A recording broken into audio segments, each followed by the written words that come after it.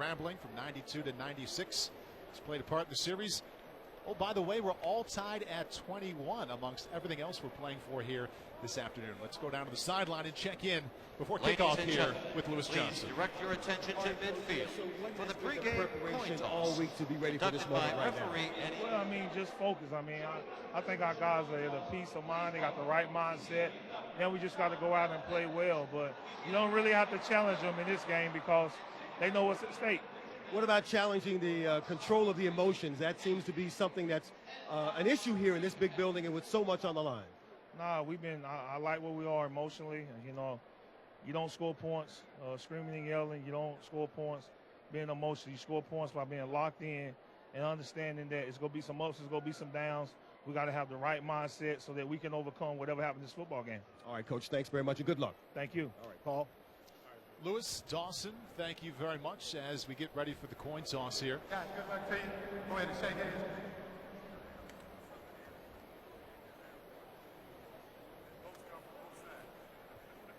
Both teams 8-0 in conference play. The winner moves on to Houston next week.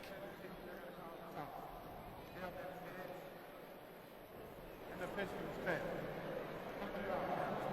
Tails at the top.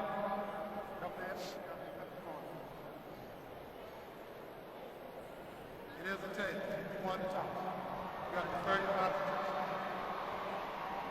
Which way do you want to kick? Stay there. Right. At the top. And defer your options. To the second half. Nothing. We'll receive. Good luck to you, gentlemen. Grambling wins the toss. They choose to send the defense out first. So Anthony Herron, we talked a lot about the offenses here at the top of the broadcast, but we're going to get an early look at the Grambling defense. I know they lead the way with offense, but what can you expect from their team? They're a defense that does a lot of movement pre-snap. They like to call it prowling. And while Broderick Fobbs was an offensive guy as a player, and he's led that side of the football a lot before becoming a head coach here with Grambling State, defensively they love to pressure the quarterback. Lots of penetration, lots of movement, both pre-snap and post-snap. And some of those numbers go together, right? I mean, if you're fourth in all of FCS football in sacks, your pass efficiency defense should be pretty darn good. And we just heard from Dawson Odoms. He was the defensive coordinator here, Anthony, prior to becoming the head coach, and actually called plays or called the defense as the head coach when he was walking the sidelines. When it's time for his defense to go out, what can they do against that Grambling offense? Well, the defense of Southern really prefers to use their front four to get into the backfield. So as they do that, you won't normally see them using the second level and third level type pressure that Grambling State is known for. But what it allows them to do is have eyes in the backfield. Danny Johnson is probably the best corner in the Southwestern Athletic Conference. That's why he leads them in interceptions. The past few, actually the past couple of Bayou Classics, it's been great to watch number 25, Willie Quinn, not only a wide receiver, Anthony, but as a return man, might be a pretty good idea to keep it away from him in this part of the game. Fast Willie Quinn on a record pace. Majority of teams have kicked it away from him this season. Well, that is certainly kicking it away from him. Sort of an onside kick attempt to start this 43rd Bayou Classic. Penalty flag comes out. I like the surprise onside attempt there to try to surprise Southern, but they did a really nice job of going ahead and calling for the fair catch and getting the penalty. Well done by Southern. Well coached. Catch kick interference against the kicking team. 15-yard penalty from the spot. Automatic first down. Grambling not rewarded for their courageous start to this game. It'll be excellent field position for the Southern Jaguar offense. Led by quarterback Austin Howard, we take a look at the starting lineups here. Well, let's start off with the Southern offense. Anthony Mosley's been a multi-year starter, and they love to pull their guards. They use the interior to get out, run traps, and all kinds of plays with misdirection. Willie Quinn at wide receiver, all-time leading receiver for the Jaguars. And Mr. All-Time when it comes to rushing in the Southwestern Athletic Conference, Leonard Tillery at back. But here's Willie Quinn on the very first play. Yeah, Dawson Odoms talks about his unbelievable change of direction. You see it right there in a gain of 11. Boy, he is so fun to watch. Had a chance to talk with him briefly before the game. He's got also a very interesting backstory that we will tell you about as we move along as well. At quarterback, Austin Howard starting his third Bayou Classic back in 2014. Threw 3 touchdowns in Southern's win. That is the last time Grambling has lost a conference game, by the way. Last year, threw for 241 and 1 touchdown in a Southern loss. And again to Willie Quinn, dragged right down at the 40-yard line violently by Blaine Winston. From the nose position, Winston actually out at left defensive end here, able to get into the backfield. Looked like one of the hands was around the face mask of Willie Quinn. Officials missed the face mask call. I'm not sure. At first glance, I thought that was the case too. Looking at the replay, though, I think he got him right up around the shoulders. Didn't see a face mask. Didn't see anything that should have been illegal there. I think that's just what happens sometimes when 6'4", 300 goes against 5'5", 150. Loss of 6. Howard buys a little extra time. Howard's pass it. He's incomplete to bring up 3rd down and long. Ross, let's take a look here at the Grambling starting defense. Donovan McCray, defensive end, one of 3 defenders for Grambling with 6+ sacks, 10+ tackles for loss. Arquez Cooper is one of the other ones. So both those guys make a lot of plays. And on the back end, Guy Stallworth, he'll be everywhere. He's the leading tackler for Grambling. Tigers' #1 scoring defense in the conference. Just under 15 points per game. Next best is Southern at 26. Grambling the clear, setting the pace here on defense, but giving up the first right now. Howard with the So key. Austin First Howard down. just enough for the Southern first down. Jackson on the stop. Really nice job by Howard, staying poised and controlled. Nothing was there. You see this at every level. He breaks free, gets the first down, and Southern right back on the football like they like to do. Howard picks up 16. There's Tillery touching it for the first time. And there's the Tiger defense. Ready to stuff the #1 runner in the Southwestern Athletic Conference. Tigers. Arquez Cooper, the left outside linebacker. You see him there just setting the edge, playing off the cut block, and then the pursuit angle that he takes to be able to run down Leonard Tillery before he gets the corner. It's a loss of 5. Earlier, they threw Willie Quinn for a loss of 6. Grambling defense showing up early. 2nd down, 15. Howard fakes to the right, back to the left. Willie Quinn again. Willie Quinn across the 20-yard line. His 3rd touch of the afternoon. It is so fun to watch when he gets the ball. Again, can't emphasize enough. 5'5", 150. 3rd down for the Jaguars. There can't be many, if any, smaller players in Division I football. But you know, if you're that small and you're as productive as he's been, you got some serious jets and quickness, which is why they like to give him the ball as often as possible. 3,000 receiving yards in his career to go along with those 10 return touchdowns. 3rd down, 2nd time they convert. Willie Quinn into the end zone. Jaguars! Howard's pass complete to Quinn. Willie, known as the Mighty Quinn. He's going to run a dig route coming inside, and then as soon as he catches the football, the quicks. Stopping on a dime, whipping it back out, and then smells the paint. First touchdown of this year's Bayou Classic. It must be easier to change directions when you're 150 pounds, because that was crazy right there. I mean, he had barely even caught the ball before he put that foot in the ground and went the exact opposite direction. The Jaguars find a way to get Willie Quinn involved in the passing game and the running game. Missed the extra Your point. score. Southern 6 to nothing. Grambling nothing. Willie Quinn scored a touchdown to the Bayou 2 years ago, also scored one last year. And he puts points on the board for the first time here today. Hauls it in from Austin Howard. Extra point, no good, but Willie Quinn and the Jaguars off to a racing start. Here in the 43rd Bayou, Southern leads by 6. Annual Bayou Classic. And wishes the Grambling Southern Jaguars on their first possession of the game marched right down the field. They did miss the extra point, as you can see. Southern leads 6 to nothing. Willie Quinn, the proud, 5'5" senior wide receiver from Miami, Florida. Big part of that drive there. Here on the screen to the left, as the Jaguars converted 2 third downs in a row. That was the first. Here's the second. It ends up in the end zone. Great cut there by Willie Quinn. Well, you look at his numbers on the year, 57 catches, 900 yards. I mean, you have 900 yards on 57 receptions. That means you are doing work after the catch. And I think on that first drive, we already see what kind of work Willie Quinn does. Back deep to receive for Grambling. Number 4 is Martez Carter, 5th leading rusher in the Southwestern Athletic Conference. The Jaguars averaging a little over 40 points per game, put it in the end zone right away. We'll see if the Tigers, who average 43 a game, can do the same. Carter brings it out to the 27-yard line, a return of 16. Led by first-year starting quarterback Devontae Kincaid, the transfer from Ole Miss. Here's a look at the Grambling starting offense. Veteran offensive line, William Waddell, the right guard, is only a freshman, however. Skill guys, there's a lot of guys we could pick out here, but Chad Williams is the man. 71 catches, over 1,100 yards, 10 touchdowns in 9 games. The guy averages just about 123 yards per game. And Devontae Kincaid was on this field as a member of the Ole Miss Rebels earlier in January. After the Sugar Bowl, he actually broke his ankle in starting warm-ups. Had surgery, transferred to Grambling, didn't participate in spring ball, but won the job in August.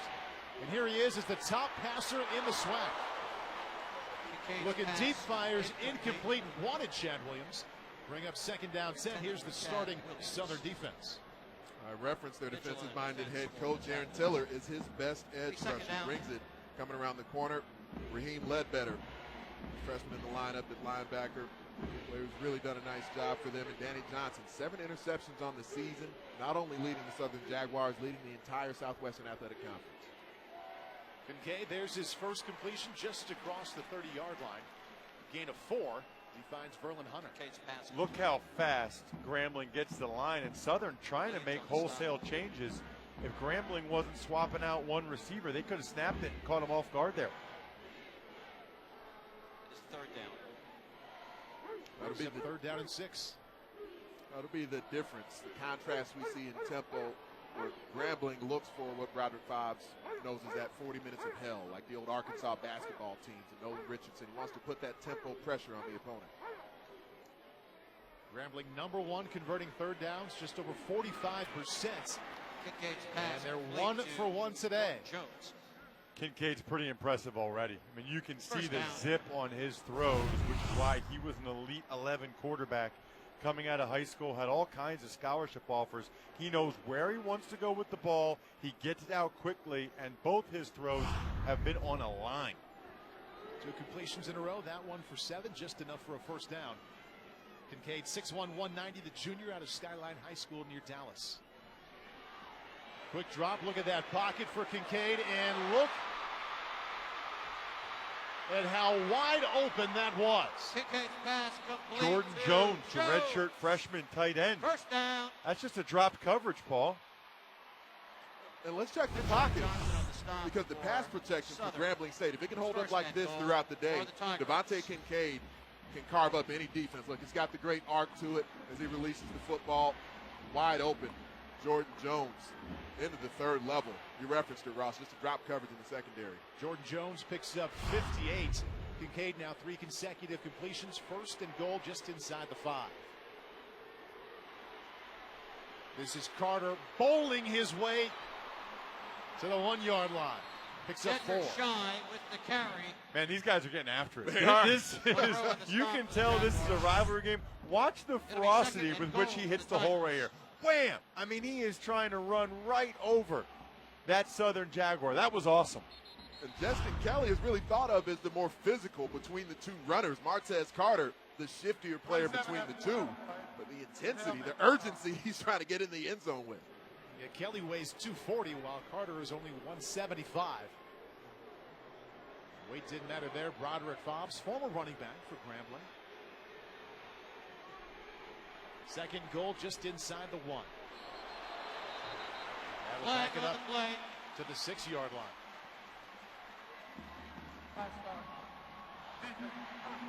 Number 4, 5-yard penalty, first down. You know, there was actually multiple Grambling Tigers that moved on that play, which tells me there was some type of snap count issue. You want to be careful when you do that because you can see the back at the top, the tailback. I mean, multiple guys moved there. You don't want to do that when you're on the 1 yard line because it's a lot more punitive to you if you jump off sides than it is if the defense does. It's only half the distance for them, and that'd be about 3 inches. It's possible that just the environment here, as we talked about throughout the week, the noise, the level of people in the building affecting the offense hearing each other. And Damian Brooks joins Carter and Kelly in the backfield. Flag.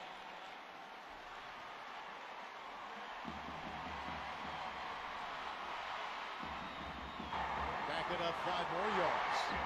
What was second goal from inside the 1 is now just outside the 10. Paul, as much as both these head coaches, they've coached in this game and they talked to us throughout the week about how the environment isn't a big deal, we see that playing out so far in this drive for Grambling State. Roderick Fobbs, Grambling Tigers. See if they can move it in the other direction now, closer to the goal line. Right, Burmeister, Ross Tucker, Anthony Herron, Lewis Johnson with us on the sidelines. They did not hit it in time. Therefore, Grambling is not charged with their first time out. Second and goal. Austin Howard hit Willie Quinn for a touchdown on Southern's first possession. Big hookup from Kincaid to Jordan Jones for 56 yards. As Grambling right here. This is Martez Carter. Touchdown, Tigers. Really a good cut, Ross. Yeah, this guy's special. I mean, there's a reason why he averages 7.3 yards per carry. Takes it all the way left and cuts it all the way back behind the right guard. That was beautiful run. Watch it one more time. He just feels that. The great ones always do. And between him and Willie Quinn, this is going to be fun. And it had that outside zone sort of look to it. Offensive line did a great job working in unison. And for you as an old offensive lineman, you know the running back is always in position to cut off of. Extra point gives Grambling a 1-point lead. Both teams have had one possession. They both have one touchdown. Willie Quinn did it for Southern. Martez Carter around the left side. There's the cut. And there's the end zone. Tigers up by 1.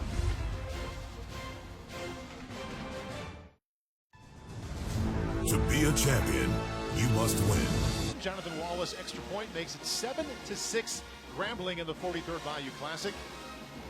And as promised, Ross, Devontae Kincaid, the quarterback for Grambling, as advertised. Well, especially when he gets this kind of protection. I mean, look at that pocket right there. I think anybody can step up and throw in that pocket, and it really helps quite a bit when the other team doesn't cover your tight end. Redshirt freshman going right down the middle of the field.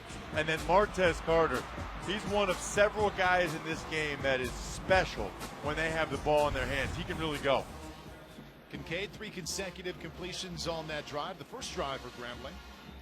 1 drive apiece, 1 touchdown apiece. 7-6 Grambling, 8:43 left in the first. There's Willie Quinn. He scored the touchdown for the Jaguars on their first possession. There's a reason they don't want to kick it to him. He has 10 return touchdowns in his career. Penalty flag comes in late. Danny Johnson, the star cornerback for Southern, with that return. Would be a return to 9 yards. It's going to end up being a very effective strategy by Grambling when they tackle on this penalty right here. That's well done to keep the ball out of Willie Quinn's hands.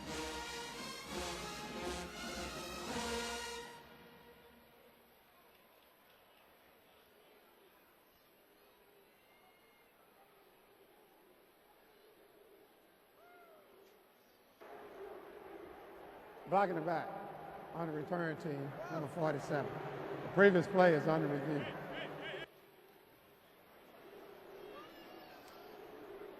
He said the previous play is under review. We'll see if his foot was out of bounds when he caught the kickoff. It's the same rules in the SWAC as it is at the major college level. Only 1 foot needs to be in bounds. As you gain possession, it looks to me there that left foot, while close, is in bounds. Yeah, no, he's in. Plus, the line judge back there was right on top of it. And this different for the advent of the Bayou Classic. Most Southwestern Athletic Conference games don't have the review process available to them. Here being on national television, Grambling and Southern, a little special treatment. Eddie Kelly talking to the booth. Shouldn't take them too long to see what we just saw. There is the left foot of Danny Johnson, clearly inbounds. Yeah, and you can see in the back here, freeze it right there. The back judge right there, he's right on it. I mean, he's looking right down the line there, so he can see that he's inbounds. A little surprised that they're even electing to review this one. Well, while we had Roderick Fobbs during the week and I was talking to him, one of the things he told me is the response of his team to an early punch for Southern was going to be very important, because while the majority of the season they've had the most explosive offense, and Grambling State has started very fast, there have been particular games. They trailed 28-7 versus Texas Southern. They trailed 16-0 versus Prairie View. So there have been games where Grambling has trailed early, but they do have the explosive ability. But he knew with this particular opponent they needed to start fast. The previous play was under review that the runner did not catch the ball out of bounds. Therefore, we do have a block in the back that is accessed against Southern. First down. So a penalty will stand. They do have a block in the back because he caught the football in bounds. So we get our second look at the Southern offense led by Austin Howard. Nice start for him. 3 out of 4 on that first drive, 40 yards. And the touchdown, Willie Quinn, number 25, is back out. Howard also had 1 rush for 16 yards. Quinn touched it 3 times for 40 yards in that touchdown.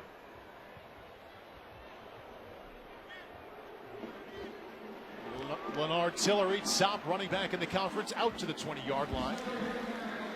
Gain of 8 for Southern. Tillery's been great to watch throughout his career because his vision has consistently grown. One of the things I love is that where initially he was a guy who liked to bounce it outside, run laterally, now he's a very vertical runner. And gets it upfield, enough for the Jaguar first down across the 25-yard line. Tillery picks up 7, brought down by Christmas. This is really where the game's going to be won and lost when Southern has the ball, whether or not they're able to run it with Tillery. Both these teams, very balanced offenses. They both rush and pass for more than 200 yards, but Southern definitely leans to the run more so than does Grambling. Amazing that Tillery joined the team in 2012 as a walk-on. Nice touch pass from Austin Howard. Can't place it any better than that. Randall Menard hauls it in, gain of 16. On the field at the reception. Randall Menard's ability to catch the ball outside his frame was already there as a very young football player. And so as they learn that, now his quarterback, Austin Howard, just continues to feature that as a part of their game plan. He knows he can throw it up top. You come right back to Tillery, flips out across the 50-yard line. Good mix of run and pass here on the second drive for Southern. Just that zone read play. Howard's looking at the backside defensive end. He stays shoulder square, looking at Howard, so he gives the ball to Tiller.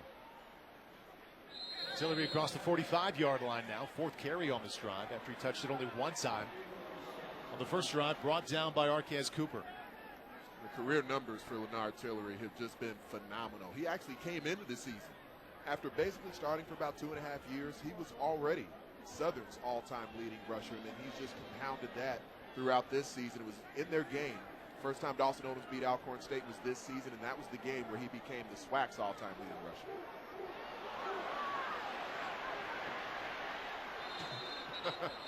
Early penalty flag. You can see why there. Grambling got a head start on that play.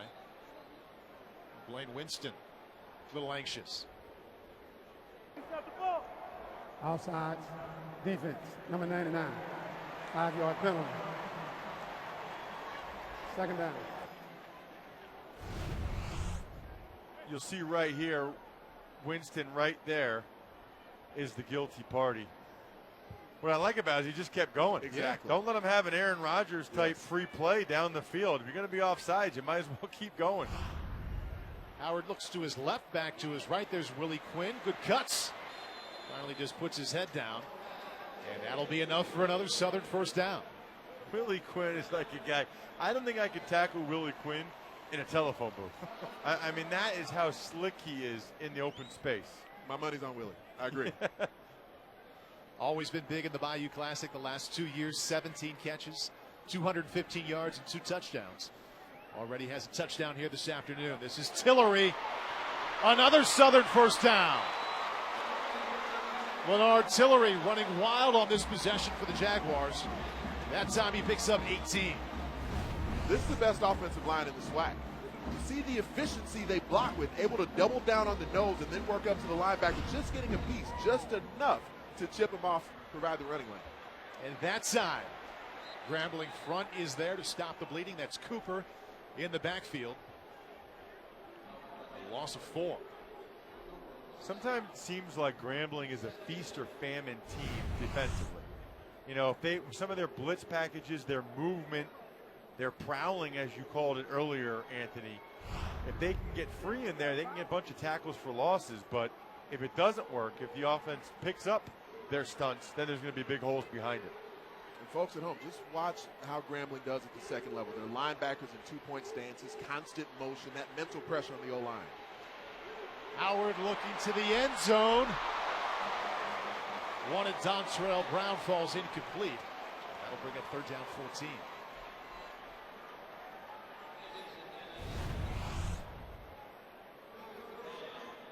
Just a little wheel route out of the backfield. Pretty well thrown ball there by Howard, but outstanding coverage by Dixon. Eric Dixon's been a great find for Grambling State. A Texas Tech transfer is joining the team this season.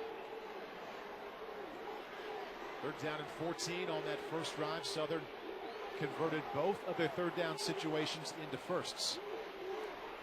Tillery on the delayed draw. First down inside the 10. Needed 16, he got 18. Wow. To the point you were making, Ross. The defense penetrating into the backfield. 3 players in white jerseys with an opportunity, but the penetration working so quickly, the running lane opens up for Tillery.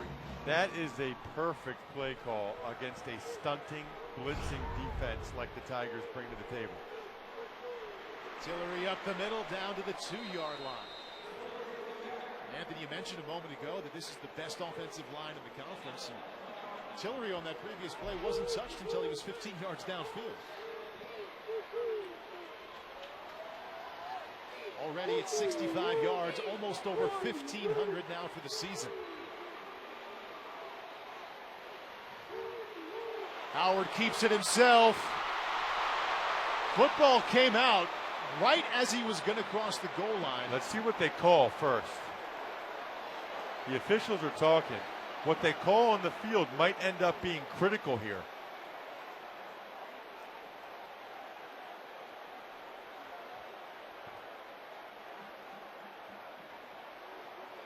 They're going to call it a touchback. And they'll take another look at this. And so will we. Rolling on the field. Well, from that angle, it really does look like he fumbled before the ball broke the plane to the goal line. You gotta love the hustle. Samuel Reese knocking it out. There's no way he had crossed the plane. Right defensive end position, because initially Howard had the edge, but then the hustle to get out of the stack and chase down an athletic quarterback working towards the goal line.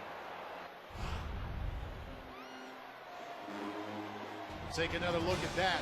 Austin Howard had it knocked out by Samuel Reese just before he crossed the goal line. 26 left in the first quarter. 43rd Bayou Classic. Grambling leading Southern 7-6 as they take a look at the play we just saw. Let's take a look at Doug Williams. 35-5 in his career as a Grambling quarterback. Most importantly today, went 4-0 against Southern. First round pick of the Tampa Bay Buccaneers, and eventually went on to play for the Washington Redskins. And how well he played that second quarter, the Super Bowl in San Diego against Denver. Threw 4 touchdown passes, was the MVP. 2 different times he was the head coach of Grambling. So as a winning quarterback and a winning coach, he has a place here at the Bayou Classic. He's standing by with Lewis Johnson. Yeah, Paul, he is in the fabric of Grambling football as well as this great classic, the 43rd. Great to see you again. And right away, I noticed this jacket in the MVP club here.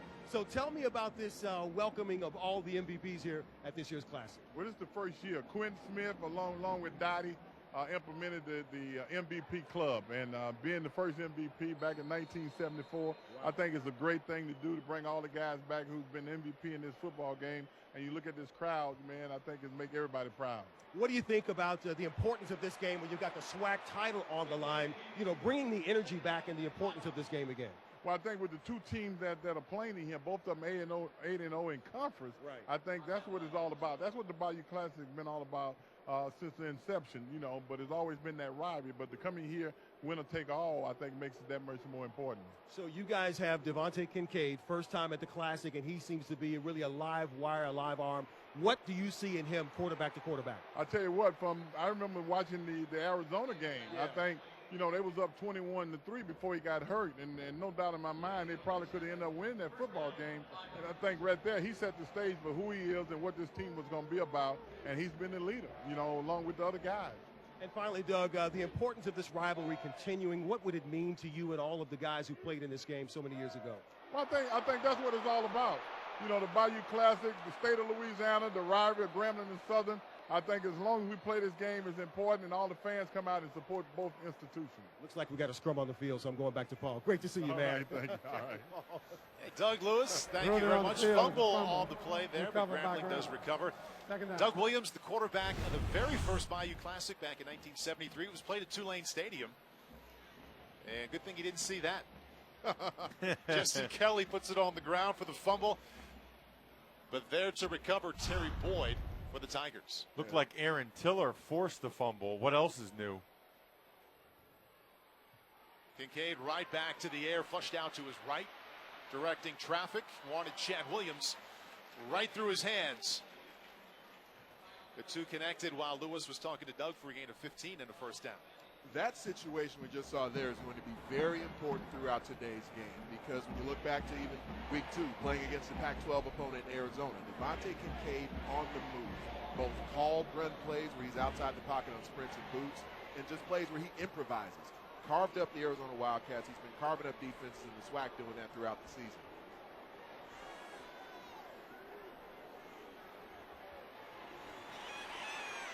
Kincaid skips that one. Incomplete. And an ugly possession there for Devontae Kincaid. The Tiger offense will bring out the punt team. Doesn't happen to them very often. Top 5 in all of FCS football, scoring offense, total offense. I mean, they average over 500 yards per game.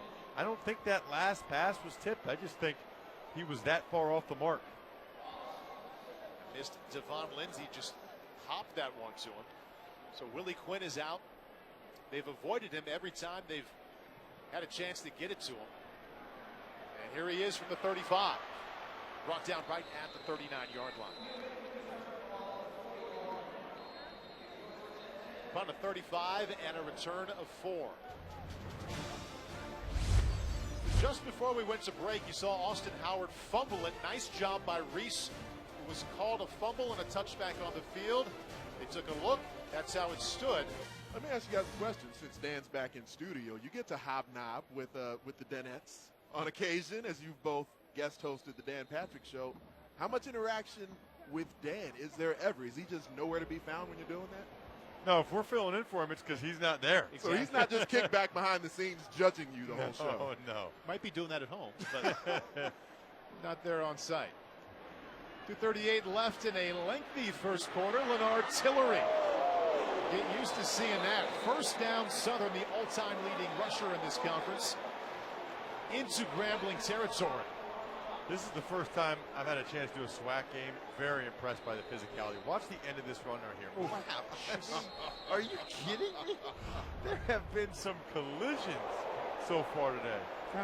Just think about what we have here. Both teams 8-0. You said it earlier. First time in the history of the Bayou Classic with both Grambling and Southern come in undefeated in conference play. By my estimation, I believe this is the best collection of talent we've had in the game all decade. Not sure why Grambling called a timeout here. Maybe they're just that unhappy with their run defense right now.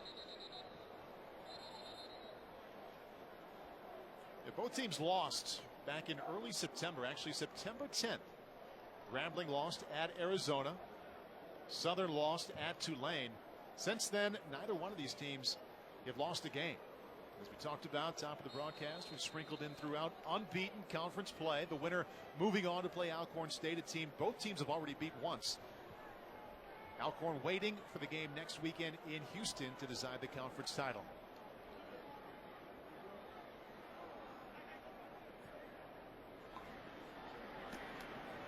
Tillery again right up the middle. Gain of 5. You know what Tillery reminds me of? He reminds me of a guy that gets a chance in the NFL, and in training camp, you're like, who is that guy? And at a minimum, they keep him as the practice squad running back just because he runs that hard. Over 4,000 career yards. Austin Howard looking to set up a screen across the middle. Hits a lineman. He wanted to hit Willie Quinn, who already has 4 catches for 43 yards and a touchdown, but it falls incomplete. One of the things I believe Southern may be setting up, we see so many of these shallow crossing routes. We see now routes where they're getting the ball to Willie Quinn on very quick, sort of short opportunities. Willie Quinn has actually completed 4 passes in his career, 3 of them for touchdowns. Could see a double pass at some point further in this game. 3rd down and 5 now for Austin Howard. Been a good situation for him so far. Jaguars 3 out of 3, converting 3rd to 1st. And that one is picked off right through the hands of Willie Quinn. Jatarius Pouncey with the pick and the return inside Southern territory of 28 yards. Quinn might have been able to caught that if he was 5'8", but he's 5'5". He laid out totally horizontal to try to make that catch. Ended up being almost like a volleyball set right to the Grambling defender. Take a look at it. Howard throws the ball down the seam. Willie lays out, just can't quite haul it in. And a nice job there by Grambling to make sure Pouncey can take it the other way. The presence of mind there, off the tip drill, and it's not like the ball fluttered in the air for a while. He had to quickly put himself in position to make that grab. On start. Offense, number 75. 5-yard penalty, 1st down. That's 2 turnovers for the Southern offense here in the first quarter. Painfully ironic for the Jaguars and their fans. They came into this game easily the best turnover team in the conference at plus 17. Grambling was next best at plus 4. Turned it over twice, and they trailed by 1. Kincaid wanted Chad Williams once again. The ball deflected before it got to Williams to bring up 3rd down. Deflected by Houston. Yeah, Simeon Houston came off the edge there. Both these teams have been very well prepped for this game. It's abundantly clear. They got a pretty good idea what the other team likes to do. Blitz on 2nd and 15. Kincaid, nice job of evading it. And that's how you make a play. Chad Williams hauls it in. 1st down, Tigers. This is what he does. That's a big-time play right there. Devontae Kincaid on the move. As we referenced earlier, sometimes it'll be a called play. Other times it'll be the improvisational magistry that is this young, talented passer. You watch him evade the defender in the backfield. Eyes are downfield the entire way, hitting Chad Williams. Ortez Carter drops in the backfield. Who else would it be? Aaron Tiller. Unbelievable. 7 sacks, 14 tackles for loss coming into today. He and Danny Johnson, the corner, 2 of the best defenders in the SWAC. Dawson Odoms told me Aaron Tiller arrived with weight room strength. He was a guy who always put work in, both on the field, off the field, always has his body ready to go. Just the techniques of the defensive imposition where he's improved throughout his career. Southern defense could use one of those turnovers they've gotten so used to creating. 29 of them they have already this season, easily best in the conference. Williams throwing it to the end zone.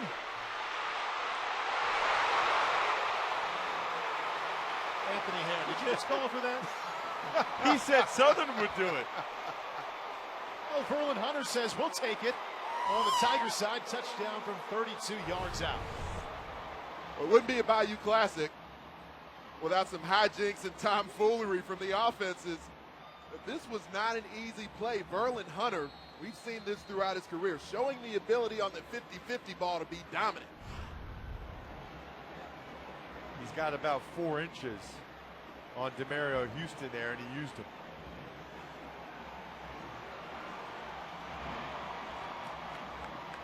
Verlin Hunter has been Mr. Big Play for the Tigers the last 2 weeks. That's 2 catches today.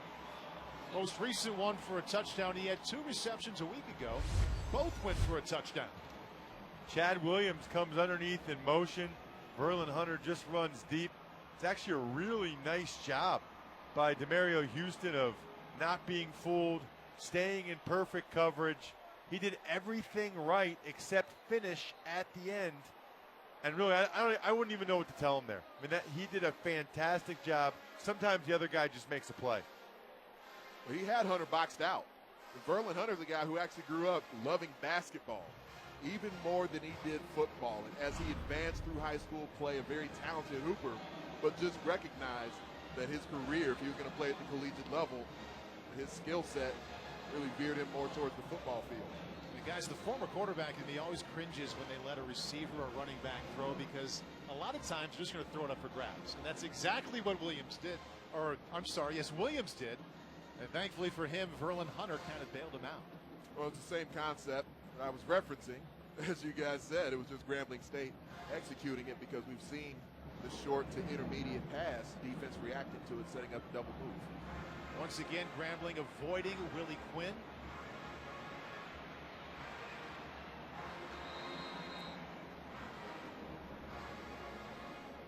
Once again, that strategy paying off. He's done a really nice job placing those kicks down there. Jonathan Wallace, very impressive player, kicker and punter for Grambling State. Grambling slowly working their way to their season average of 43 points per game, 14-6 on top, 14 unanswered points, 14 seconds left. Grambling right now 139 total yards, being outgained by Southern. They have 146, but the Jaguars have turned it over twice here in the first quarter. John West, the tailback to the left of Austin Howard. West with his first carry as he gives Leonard Tillery a break here. The final seconds tick off here in the first quarter. Boy, Blaine Winston's been everywhere. Big number 99 has been a dominant player in this game so far. Just one quarter in here in the Bayou Classic. Well, we promised offense here in the 43rd Bayou Classic. Jaguars delivered one from Willie Quinn. Other side, Grambling with a touchdown from Martez Carter, and also one from Verlin Hunter. We head to the second with the Tigers on top. Turnover team in the SWAC coming in with Southern, but they have not one but 2 turnovers. Austin Howard with the fumble out of the back of the end zone, and then the interception just before the end of the first quarter. Chad Williams, Verlin Hunter, touchdown Tigers, their second of the first quarter. Extra point, and it's 14-6. Broderick Fobbs has his team on top. Neither one of these teams have lost yet in conference play. They're both looking to punch their ticket to Houston next week to take on Alcorn State in the conference title game. Paul Burmeister, Ross Tucker, Anthony Herron in the booth, and Lewis Johnson on the sideline.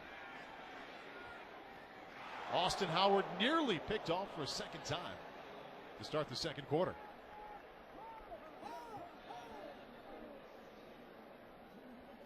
Austin Howard now 0 for his last 4, including an interception. He was the most efficient passer in the SWAC last season. Second most efficient this season, only to Deontay Kincaid. He's been off target quite a bit here early in today's game, though. 3rd down and 8. Southern right now 3 out of 4 converting in 3rd down. Sets up the screen to Leonard Tillery. Couldn't keep his feet. Went down just as he crossed the 25. They had it too. Yeah. They had a nice little wall set up there. He was easily going to be able to get first down yardage. The turf monster got him. It's actually Herbert Edwards giving Tillery a break. Good Look at the wall left in front of side him. there. Look at that wall right there. I mean, he easily gets the first down there. It is interesting. It's an artificial turf field, you know, the fake grass stuff that almost every NFL team has now. Just seemed longer. Walking the field before the game, it just seemed a little longer than a lot of the other ones around the NFL.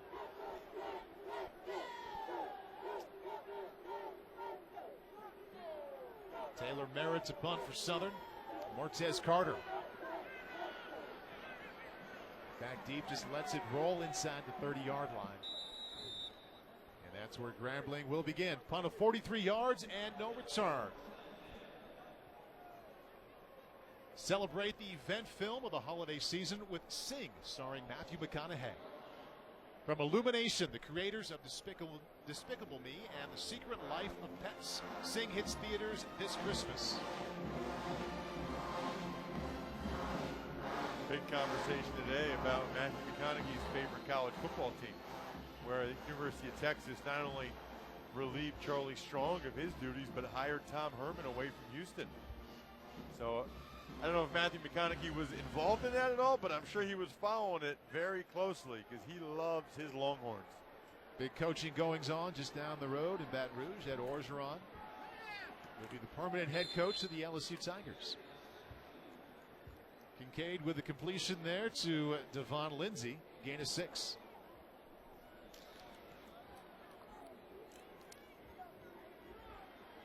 Grambling fell behind 6-0. Martez Carter, Verlin Hunter with touchdowns. Kincaid keeps it out to the 39-yard line, gains 3. Got to be impressed so far by what we've seen time in and time out from Aaron Tiller, number 94, the defensive end for Southern. He's lined up at the top. He has been everywhere so far, and he gets in a little bit on that play as well. And Kelly's going to have just enough using that 240-pound frame. Picks up 2. First down, Tigers. We're seeing the coverage for Southern on the back end. They're staying fairly deep. They don't mind coming up and pressing wide receivers against a lot of opponents, but they're facing the most explosive team in the Southwestern Athletic Conference. So right now, DB still playing off coverage, seeing some zones, some cover 2, a little bit of quarters look where the safety's just taking their 1/4 of the field. Kincaid showing the arm strength to the outside to his top wide receiver, Chad Williams. And that's another Grambling first down. Gain of 11. Williams at the top. They're playing a zone coverage there. Just not able to buzz out to the flat. Ledbetter, the outside linebacker.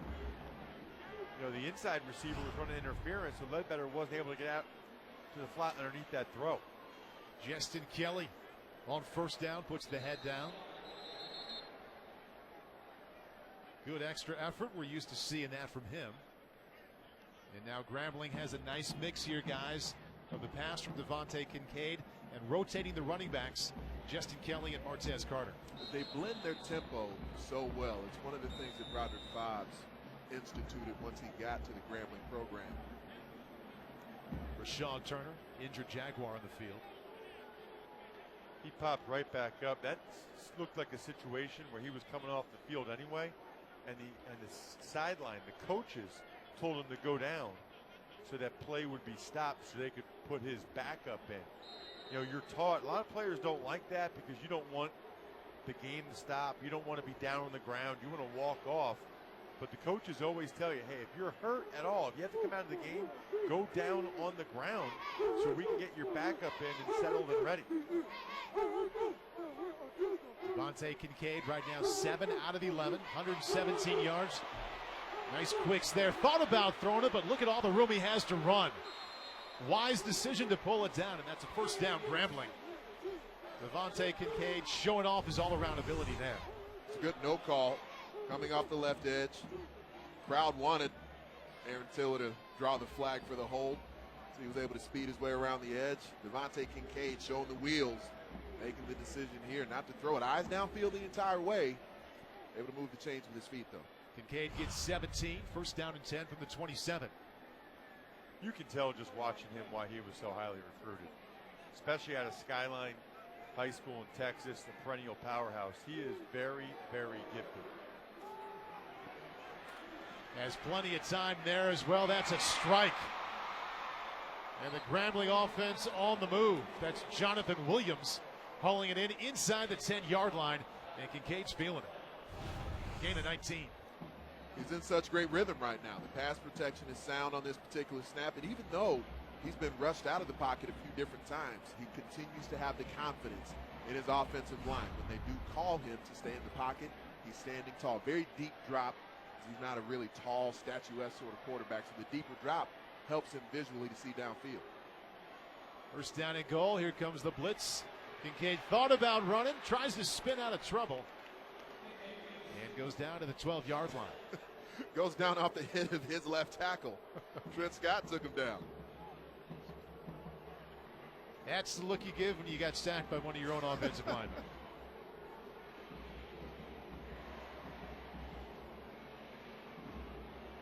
Highly efficient outing so far, 8 out of 12. No touchdowns, no picks, but his counterpart has 2 turnovers. Austin Howard with an interception and also fumbled the ball out of the end zone.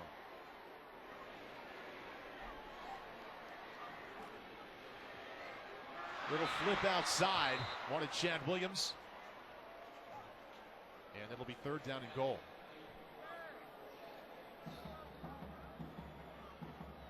This is where the explosive ability of Grambling's offense doesn't threaten the defense in the same way, because now you're towards the 10-yard line.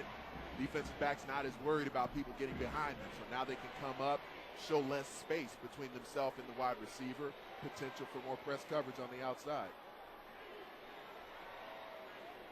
3 wide receivers to the right of Devontae Kincaid. Looks to his right. Finds Verlin Hunter. Cut down right away. Nice tackle by Jamar Mitchell. To your point there, Anthony, they just dropped back into zone coverage there, and they were just sitting on the goal line. They were going to let Grambling catch anything in front of them, and then just rally to the football and make the tackle like they did right there. The windows become so small when you get down there near the goal line.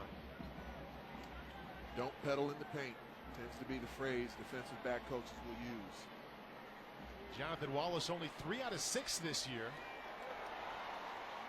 And that one sneaks in from 25 yards out. And Grambling on a drive led by the arm and a little bit from the legs of Devontae Kincaid. Roderick Bob says we will take that 3 points. 43rd Bayou Classic, the winner moves on to the conference title game next to Ross Tucker, Anthony Herron in the booth, and Lewis Johnson on the sideline. And a couple of bands getting ready for the Battle of the Bands at halftime. Always a highlight of the Bayou Classic. I was hanging out in the field pregame with the brass section there. I'm an old trombone player myself. Had to spend a little quality time. Over 225 members of each band, the highlight of their football season coming up here at halftime. Be happy to bring it to you here on NBC SN. And if the pattern continues, Grambling will find a way to not kick it to number 25, and there it is again. Man. We'd like to see it. Lateral to Willie Quinn. Toss it to him. He has 10 return touchdowns in his career, but not getting a chance to return one today. Danny Johnson with a return of 4. 9:19 left. The Tiger Classic continues here in New Orleans. Grambling on top of Southern by 11. 4 possessions for Southern. Bottom line, 2 of them have ended with a turnover. Austin Howard back in the field, completed only 1 of his last 5. Top runner in the conference, that's Leonard Tillery, carrying for the 11th time and picks up 1. Tackle made by Donovan McRae. Give a lot of credit, guys, to the Grambling defense. I mentioned top of the broadcast they were giving up just over 14 points per game, but the Southern offense came in averaging 41 points per game. Felt like in the first quarter that Southern was having a lot of success just hammering Leonard Tillery up the middle. I don't know why they've gotten away from that. I was thinking the exact same thing, Ross, and even if you're not going to run right at him, they had some outside zone plays that worked well also. Willie Quinn tries to spin away there. Gets out to the 43-yard line. Good tackle by Jatarius Pouncey. Over the years that Dawson Odoms has been the head coach at Southern, they've had multiple versions of the offense. They had a quarterback prior to Austin Howard, Dre Joseph, the all-time leading passer in this program's history. They were straight spread pass. And Tillery on 3rd down and 2, dropped for a loss of 3. Who else would it be? Guy Stallworth? Guy Stallworth, leading tackler for Grambling. They list him as a defensive back. He really plays everywhere, leads him with 55 tackles. and you can see why they're really good change of direction, open field tackle on a guy in Tillery that's not an easy guy to bring down. Stallworth was first team all SWAC last season, a junior college transfer. They call him the Hitman. We just saw why. So Southern went right down the field on its first possession, scored a touchdown on the pass to Willie Quinn, but this is 4 consecutive possessions now without a score. Martez Carter with all kinds of room. Just across the 50-yard line and dropped. Boy, there are a bunch of guys in this game that have been playing outrageous. Aaron Tiller is one of them. I mean, the guy is even on the punt team, running down the field, laying guys out. How many defensive ends do you ever see do something like this in college football? Grambling leading Southern by 11 in the Bayou Classic. Chester Rogers was a star last year for the Tigers in their win. Right now, he's a member of the Indianapolis Colts as a wide receiver. He's on the sideline with Lewis Johnson. Yeah, Paul did play on Thursday night on NBC. You guys beat the Steelers, and so what's the week like to be able to play a game and then come here and watch this? Oh, man, it was so important, man. You know, every Thanksgiving for the past 4 years, I've been able to play in the Bayou Classic, and to play on a Thursday night on NBC, man, it's just crazy to see how time, changed. But I'm glad to be back. And so early in the game, we saw you presenting a check to the school for $5,000. Tell us about that. Oh, yeah, man. I started a new scholarship fund for a particular walk-on player. We got circumstances, it's like grade point average, character, and they have to be a walk-on because a lot of people don't know, but I walked on at Grambling. Yes. So for me to be able to, give these guys, hope and just know that I'm here for them and I understand the struggle of being a walk-on, that's why I created it. That's great stuff. Great to remember where you came from. Congrats, Chester. Thank you so much. All right, good stuff. All right, Paul. Chester, Lewis, thank you very much. That's Kincaid to Williams. Nice game there for the Tigers. Love to see a guy given back so early in his career. A lot of times they will as they get established. But as a rookie, to create that kind of scholarship for a walk-on, kudos to Chester Rogers. The legacy for this program in Grambling State that Eddie Robinson started, Broderick Fobbs has passed on to the current players as well. When Fobbs talks about Chester Rogers, loves the fact that he's in the National Football League doing big things. Also feels like Chad Williams, the current wide receiver star here for the program, has the same type of ability. Martez Carter leaping to the 30-yard line should be just enough for a Grambling first. Look how explosive these guys are. I mean, they are hitting it. Tillery for Southern, Carter for Grambling. These guys are playing for keeps. They are running extremely hard. It's fun to watch. Chester Rogers mentioning the fact that he's a former walk-on. Leonard Tillery, the top running back in this game, and also conference history, also a former walk-on. Running back with the ball there, Carter, nowhere to go. Injured Tiger down to the 30-yard line. A couple of offensive linemen were down for Grambling, and were slow to get up there. Trent Scott leaving the lineup. Was able to go out under his own power fairly quickly. A couple of quarterbacks here moving in opposite directions. We talked about Austin Howard for Southern going 1 for his last 5 on that last drive. Meanwhile, Devontae Kincaid is 9 for 14 overall, but really heating up. 6 of his last 7. Also ran 16 yards for a first down on that last scoring drive. Sets up the screen here. And the Southern defense, excellent play there to cut down Chad Williams. This is great hustle. Coming from the box, Contavious Preston in the lineup right now is the Mike linebacker. Watch him running all the way to the sideline. So many blue jerseys around the football. But that type of population you get to the football is where these very elusive runners for Grambling State, you don't want to give them any release valve. And a nice job by Danny Johnson as well, the corner, to leverage that back inside, make Chad Williams stay inside. It's 3rd and long, but you have to think this is 4-down territory for Grambling. They don't have to get all 12 yards here. Kincaid steps up, trying to evade his own offensive lineman, and then he goes down. Tiller finishes the job. Well, maybe it's not 4th down territory if you lose that many yards on 3rd down. Kincaid had time initially. Tiller was at the bottom of the screen. He was double teamed, but Kincaid bumped into a couple of his offensive linemen, and Tiller gets in on yet another sack this year. It's a loss of 13. watching an all-SWAC performer in Aaron Tiller just baptizing right now, a freshman at the right tackle in Shea Manning.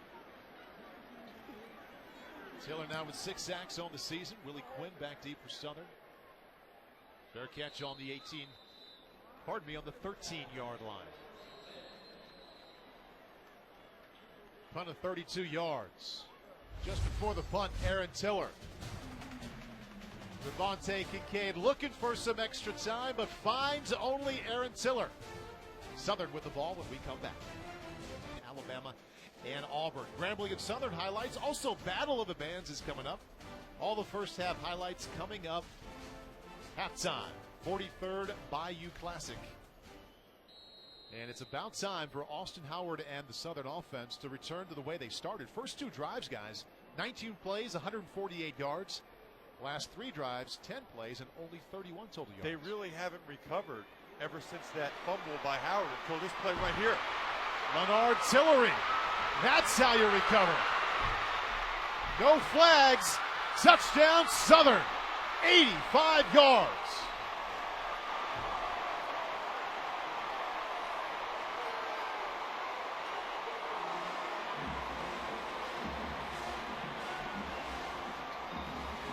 Well, Anthony, you and I were just talking about the fact that it felt like Southern had on some level abandoned the running game with Leonard Tillery up the middle. They come back to it, and it pays off in a major way. He is not just a power runner. We've seen how explosive he runs. How about the speed there to outrace the entire Grambling secondary to the pylon?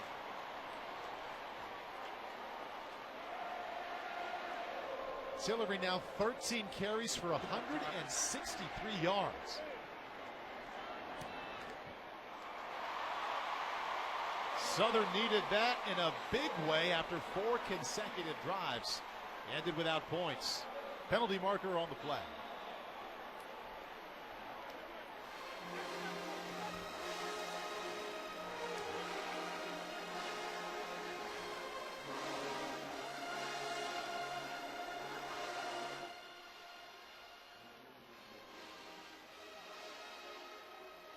Injured Jaguar on the field is the kicker, Ron Albuquerque. And there's a flag right underneath him. You can see it. Almost blends in with his uniform.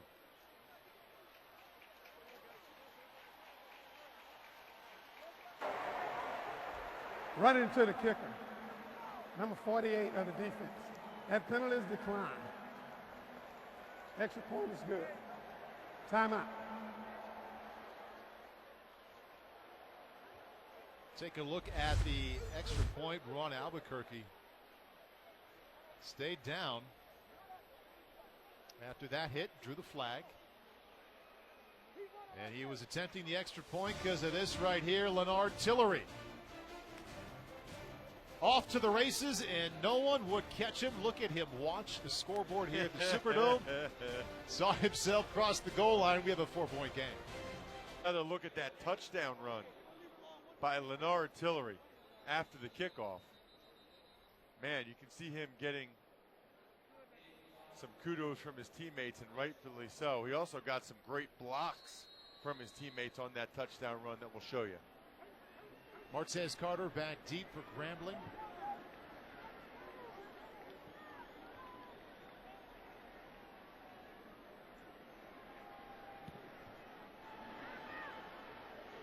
A short kick by Albuquerque, and the Tigers scoop it up.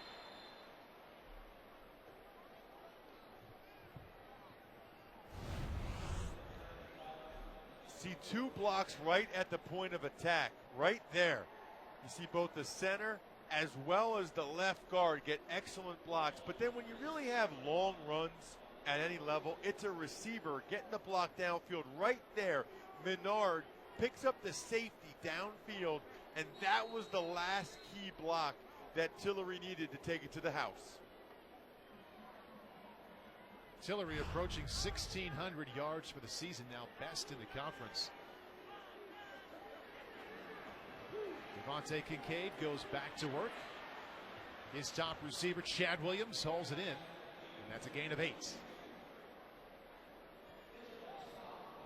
Brought down by Jamar Mitchell. 85 yards by Tillery, the longest play against Grambling this year.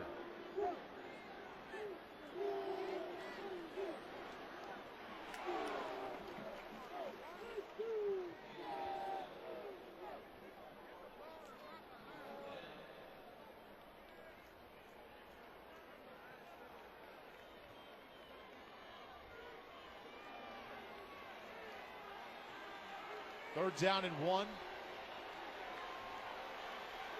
That's a long one. They look like they want to throw. We'll see if it's some type of zone read action in the backfield or getting Kincaid on the move. From the pocket, Southern defense not quite enough to stop the second effort of Justin Kelly.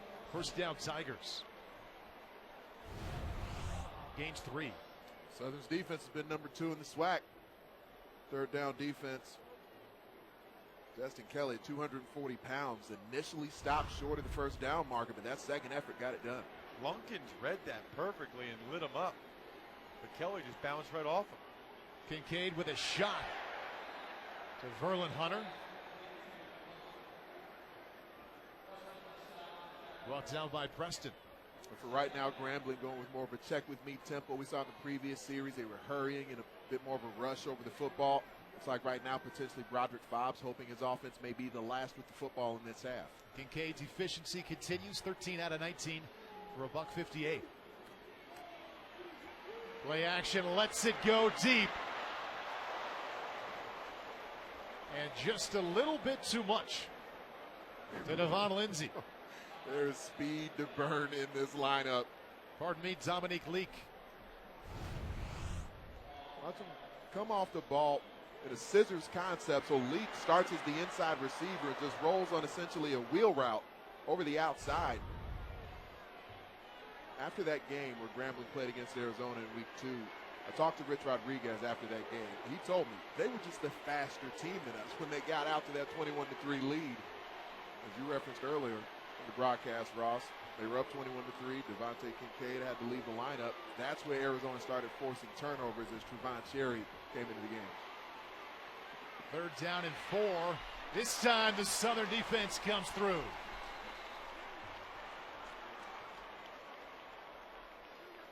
Jamar Mitchell making the play for the Jaguars.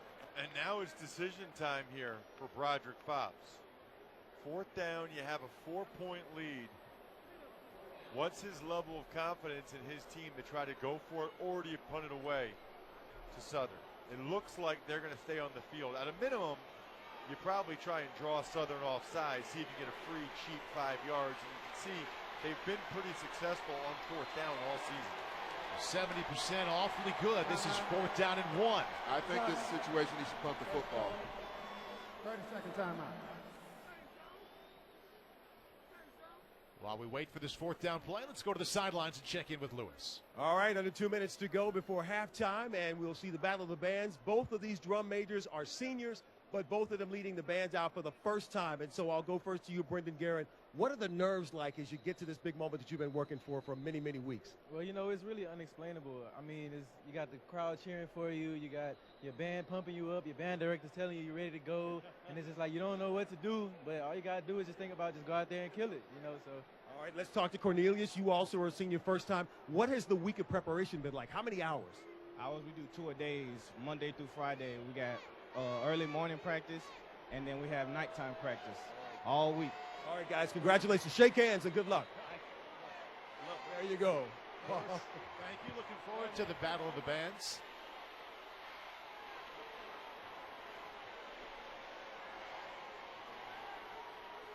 Punting on fourth down.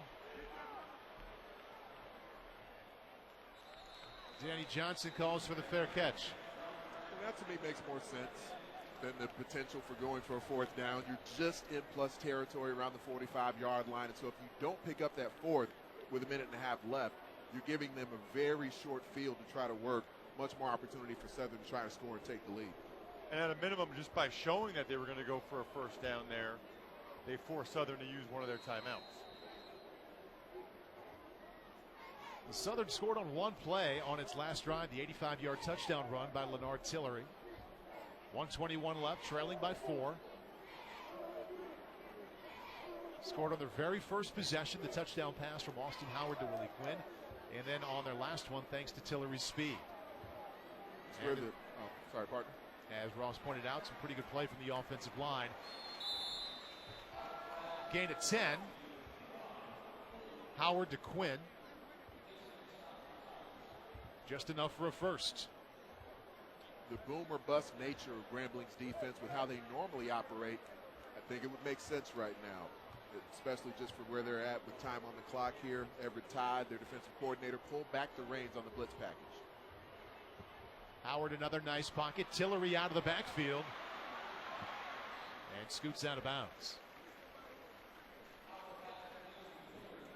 The reason you pull back the reins on the blitz is because the more bodies you have aggressively heading towards the line of scrimmage, trying to make a play in the backfield, then you put these very athletic playmakers for Southern in a position where there's less bodies defensively at the second level to make a tackle. Well, and if you're Grambling right there, it's one thing to miss a tackle. It's another thing to miss a tackle and let Tillery get out of bounds. You can't let that happen. Picks up 7 there. And the Tiger defense gets there for the sack on Howard.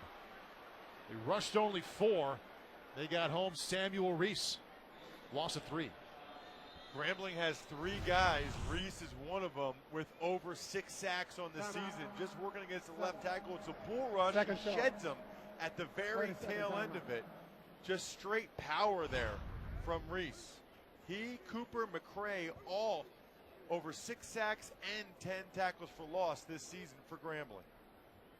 And remember, Reese came up with a big strip there down near the goal line in the first quarter of Austin Howard to turn the ball over. Fumble forced. And also a sack now for Samuel Reese. And guys, that's who he's been throughout his career. He was a backup to Michael Jolivet over the last couple of seasons, so he's never been a consistent starter for Grambling State, but he's always been that effort guy, the technician. He can rotate into the game. They've always put a lot of bodies within their front 7 for Grambling State since Broderick Fobbs has been here. And for Samuel Reese, this is the role that he's able to fill very effectively. Sack, loss of 3, brings up 3rd down and 6 with 38 seconds left.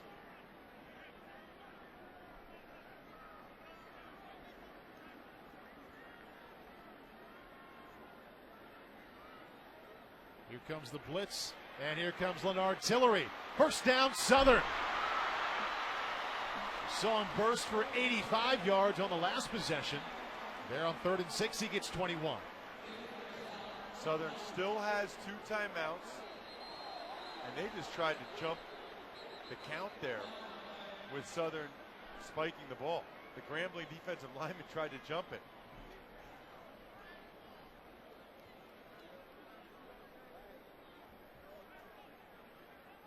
I guess it's worth a try, especially with people having fake spikes like Roethlisberger did against the Cowboys a couple weeks ago. Offense, number 42. Southern has elected to use their last timeout to not have the 10-second runoff. Timeout. Final timeout call, 26 seconds left. Leonard Tillery, 14 carries, guys, 184 yards already. Could hardly be more impressed with what he's done so far, because he's shown tremendous vision. You see the cutback there and the stiff arm. He has finished his runs with power, and then he has shown the breakaway speed to take one 85 yards against a fast Grambling defense. He is extremely impressive. Can't believe he was a walk-on initially. Not just a walk-on, he was a freshman on a team that really featured the pass guys. Dre Joseph was an excellent quarterback. I went back to my notes from the game we did 3 years ago, and he told us, I've adopted the offensive line mentality this year because we pass it so much. I'm taking pride in my pass blocking. I contribute with the run when I can. Now, 3 years ago, a long time ago, now the all-time leading rusher in the conference. Over 1,600 yards this year. See what they can do now. 26 seconds left. There's Tillery again. Across midfield. And the clock running. No timeouts. Tackle made by Cooper. That was a 10-yard gain. 10 seconds left and the clock stops.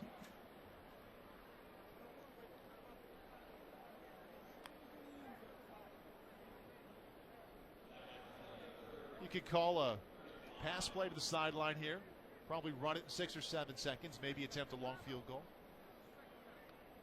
And quite often, they'll go to a 3-by-1 set with 3 receivers and trips to the wide side of the field. In doing that, maybe you can set up Willie Quinn for a shorter pass, and then he's got 2 blockers out in front of him to use his speed towards the sideline.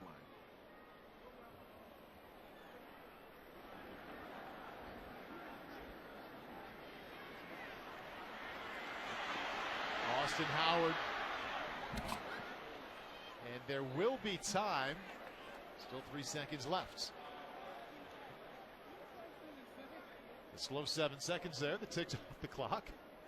Time for one more play. Pocket presence of Austin Howard was a bit off there. Really didn't need to do that reverse pivot and start to roll sideways. He could have just climbed vertically into the pocket, still had protection. A lot of times the safest place in the pocket is stepping up in the pocket.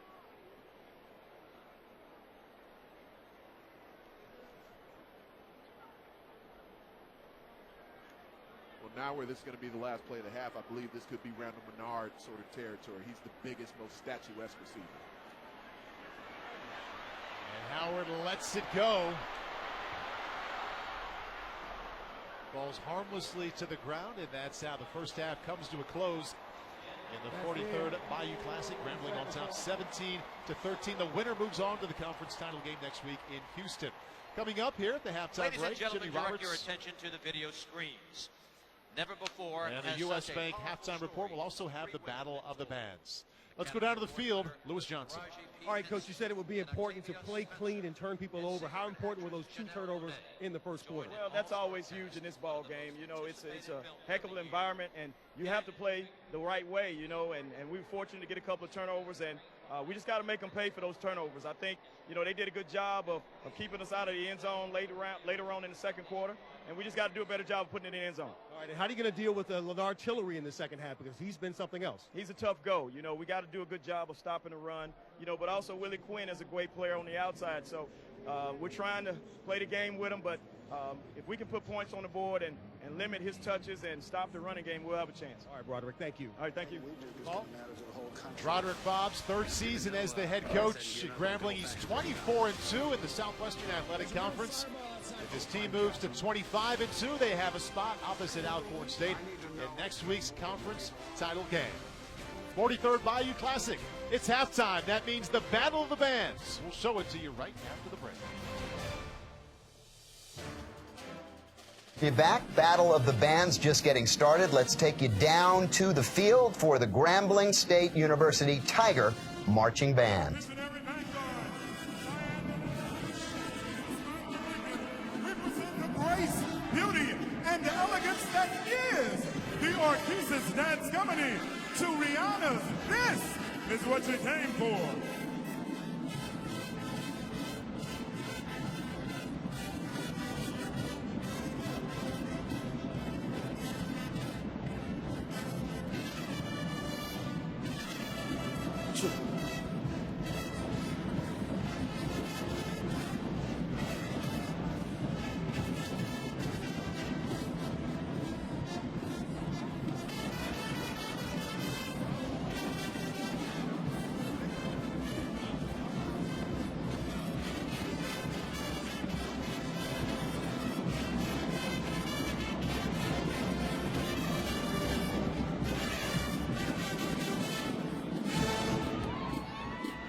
All right.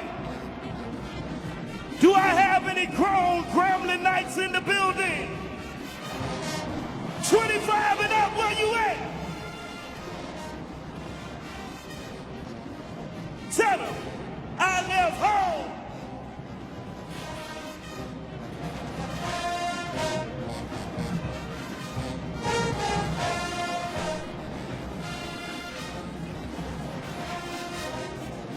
I bet y'all won't sing it.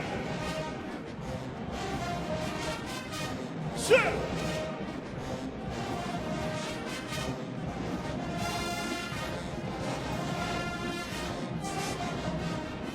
Come on, everybody out of the building, know the words. I left home.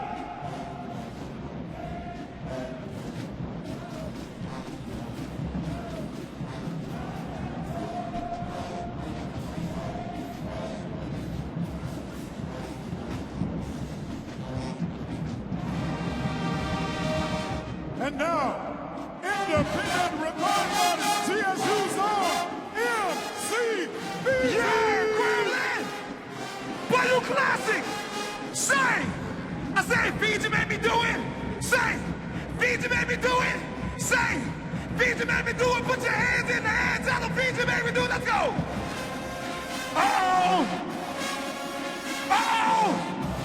Uh-oh! We win! Let's go!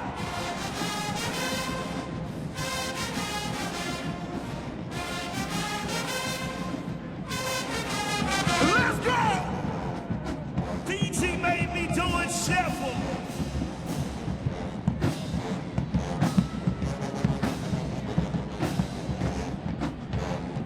Tell them Fiji made me do it. Fiji made me do it. Tell them Fiji made me do it. Fiji made me do it. Tell them Fiji made me do it. Let's go. As we proceed to give you what you need. Come on, come on. This come on, is come on, the world fame. Chopper style, chop, chop, chop style, chopper style, chop, chop. They want chop, chop. They love chop, chop. They want chop, chop. They love chop, chop. Let's Who go. they want? Come on, come on, come on, come on, come on, come on, come on, come on, come on, come on, come on, come on, come on, come on. Who they want? Chopper style, chop, chop, chopper style, chopper style, chop, chop. They want chop, chop. Love chop, chop. Oh yeah! Oh yeah! Oh yeah! Oh yeah! Oh yeah! Pose, take a picture. Y'all know what it is. The GSU official mannequin challenge. Let's go! Thank you, Bayou Classic.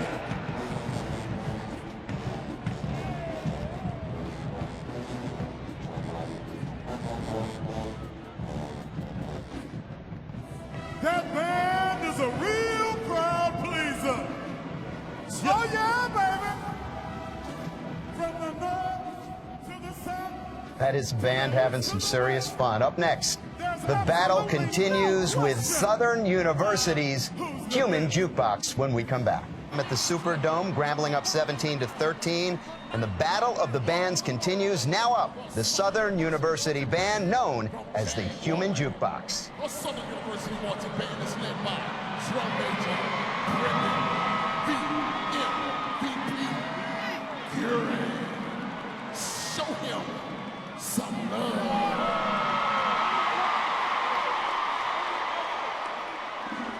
The Human Jukebox will now do a high-level precision drill under the sounds of Trey Songz. Love all around the world.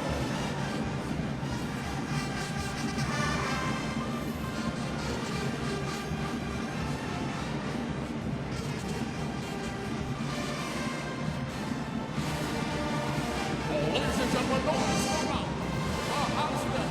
The moment and the Southern University marching band is often imitated, but never ever duplicated.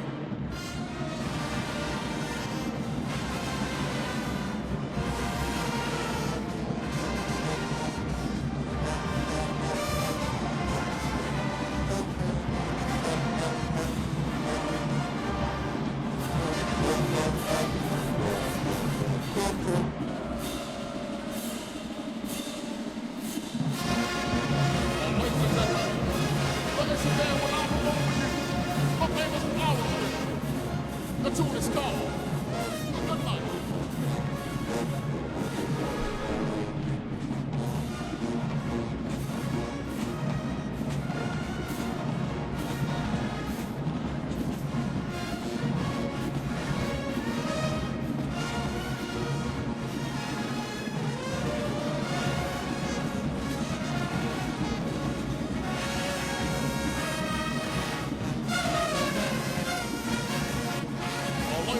You've been entertained by the band, rated #1 in the nation by USA Today.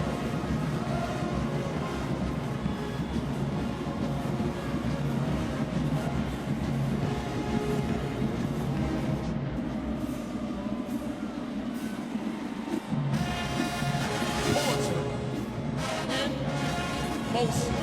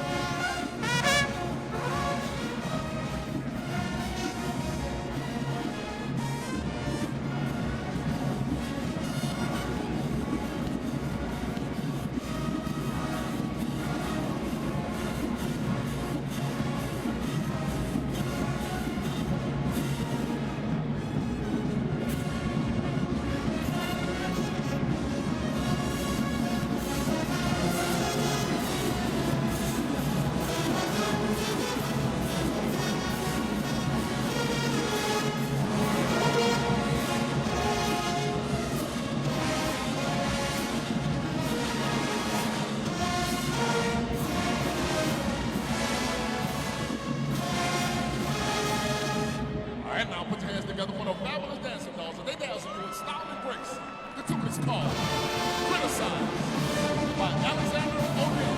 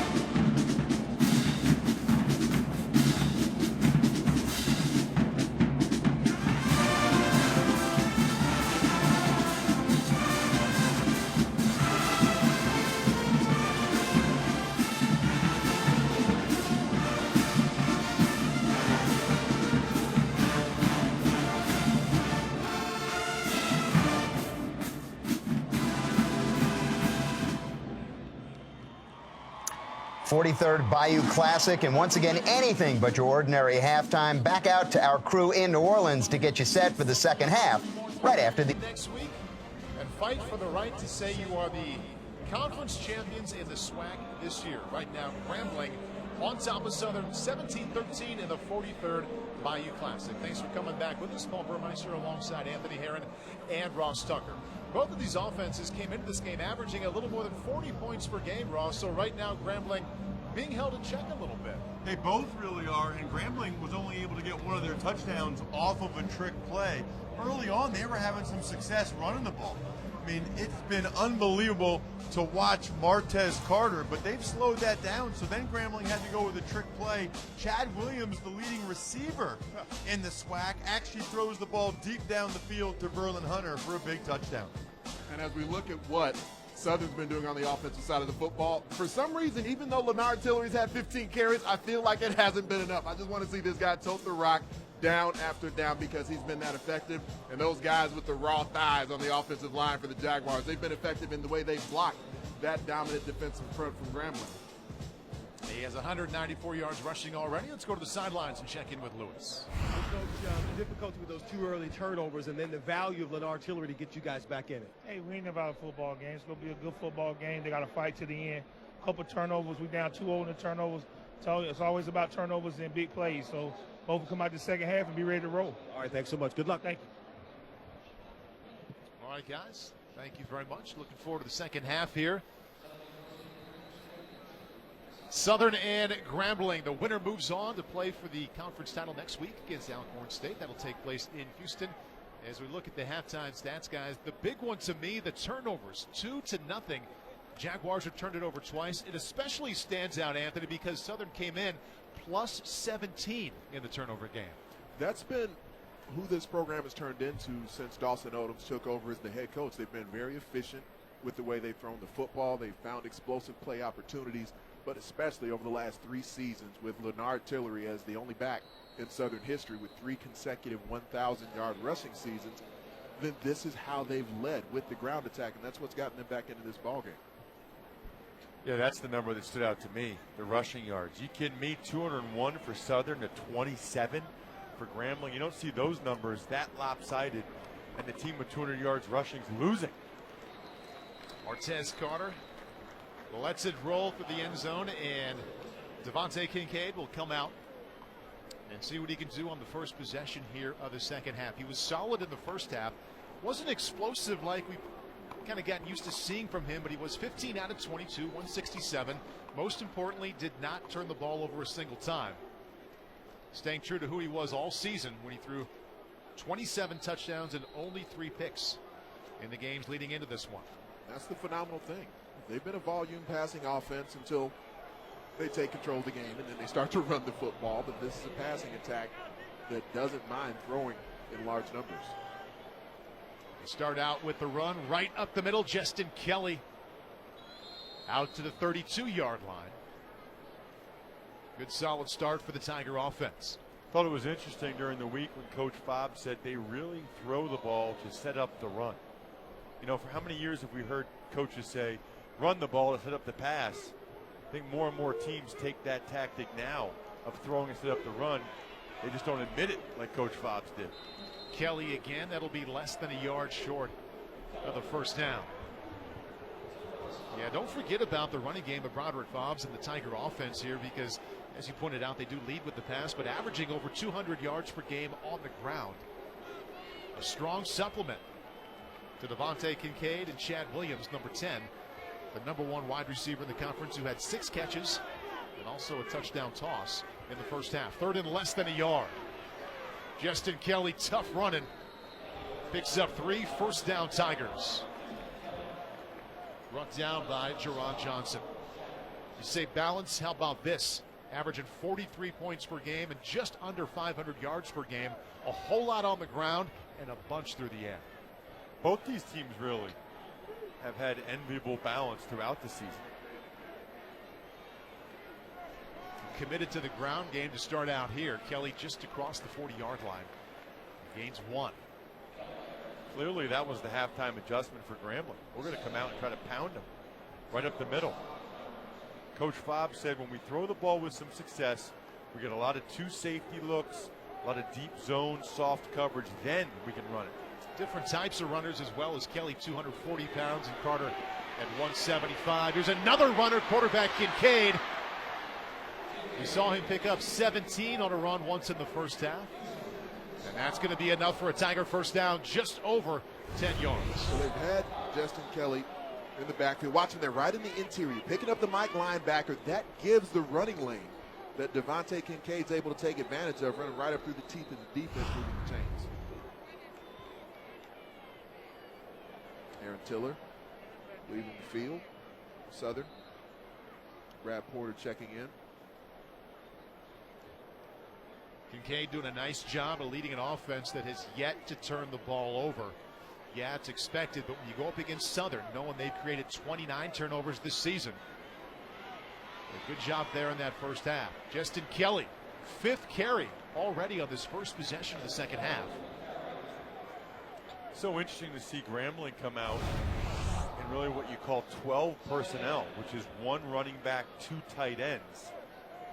You don't do that very often. They list 5 wide receivers as being starters, but so far on this drive, it's been a lot of 12 personnel, which is 2 tight ends. And they go to that look again, tight end wing at the top of the formation. Kelly picks up 6 there. Kincaid keeps it, first down Grambling, and then some. Look at Devontae Kincaid. Wow. 45-yard score.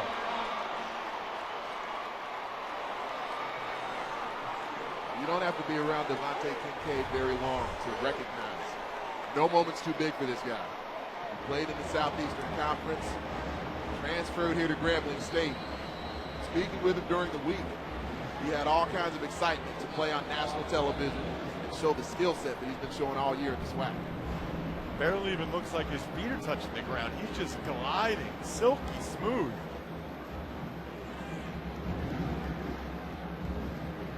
Seven plays on that drive for Grambling, not a single pass. Justin Kelly carried it 5 times, but providing the exclamation point on that drive with number 1. Devontae Kincaid fakes it up the middle, then sprints across the goal line. On the strength of the ground game, Grambling Tigers back in control. The 43rd by a couple times on the drive. They were pounding him with Justin Kelly, but Kincaid got the 2 long runs. He is a special athlete. You can tell he sticks out like a sore thumb, and they usually do when they're an Elite 11 big-time recruit like Kincaid was. He went to the SEC and played for Ole Miss before transferring here to Grambling. And every now and then you have to sit up here and wonder, I wonder what the coaches said at halftime. Well, you don't have to wonder there. You saw a 7-play drive, all 7 plays on the ground. Willie Quinn back deep. He's just waiting to get his hands on a return. Not going to happen there as they continue to kick away from this is Danny Johnson. Elusive cornerback for the Jaguars. Nifty running out to the 39-yard line. So the Jaguars found themselves in this spot late in the second quarter, guys, down 11. And that's when Leonard Tillery burst through for an 85-yard touchdown. He enters the second half with 194 yards rushing on 15 carries. Something about this half, and I believe it was because there were some missed opportunities for both offenses. It feels to me like there's going to be a scoring barrage on the way here. And Tillery starts it out up the middle. We mentioned he had 194 yards rushing already. Career high set November 12th. Against Prairie View, he had 245 yards on that day. And what he really needs, what the entire Southern base needs right now, is for Austin Howard to pick it up a bit. Right now, 9 out of 16, 88 yards, 1 fumble that cost him a touchdown, and also an interception.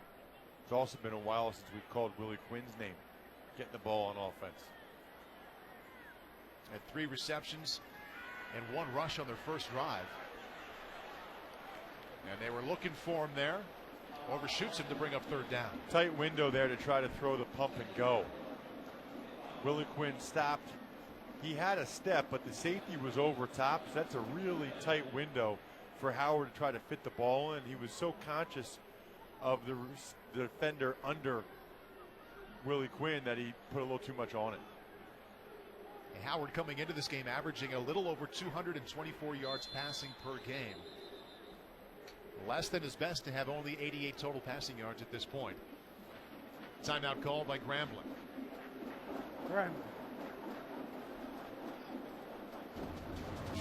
Roderick Robbs has his Tigers up by 11 early in the 3rd quarter.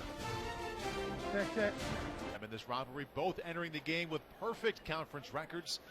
The winner plays Alcorn State next week in the conference title game. Right now, Grambling in control, leading by 11. Pivotal 3rd down here coming up for Southern. 3rd down and 10.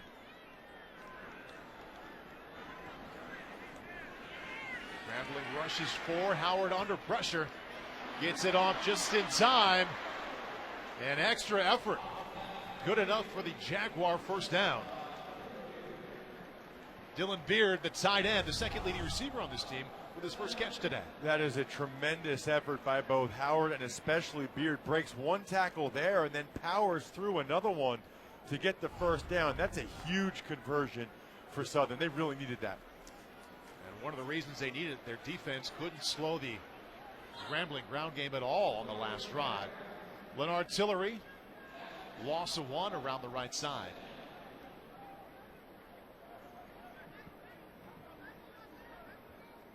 Kind of quiet in here right now. It gets so loud and raucous for the Battle of the Bands. It's almost like everybody needs a breather. They were all standing up, dancing, going crazy during the Battle of Bands at halftime, which was amazing. 6th year we've done this one together, and by far the best crowd, over 60,000 expected. And easily the most on the line as the winner moves on to the title game. Nice job there by Austin Howard. Randall Menard hauls it in, gains 9 as Howard slid to his left and threw it across his body. I'd say this is a good look at Austin Howard. Maybe stepping his game up, able to move the pocket, keeping his eyes down the field, takes a big hit, then accurately delivers the football to Randall Menard. Donovan McRae, this is 3rd down and 2. Tillery, 2nd consecutive time on this drive. The Jaguars convert on 3rd down. And just what they needed to drive to keep the chains moving, as their defense really struggled on the last possession. There's a lot of times where you'll see coaches try to call plays that will try to switch the momentum of a ball game just by trying to do a double reverse or take a big throw down the field. 3rd Bayou Classic led the Jaguars to victory in 2014, part of the loss last year. Right now looking to cut into Grambling's 11-point lead about halfway through the 3rd quarter. Fires a strike there.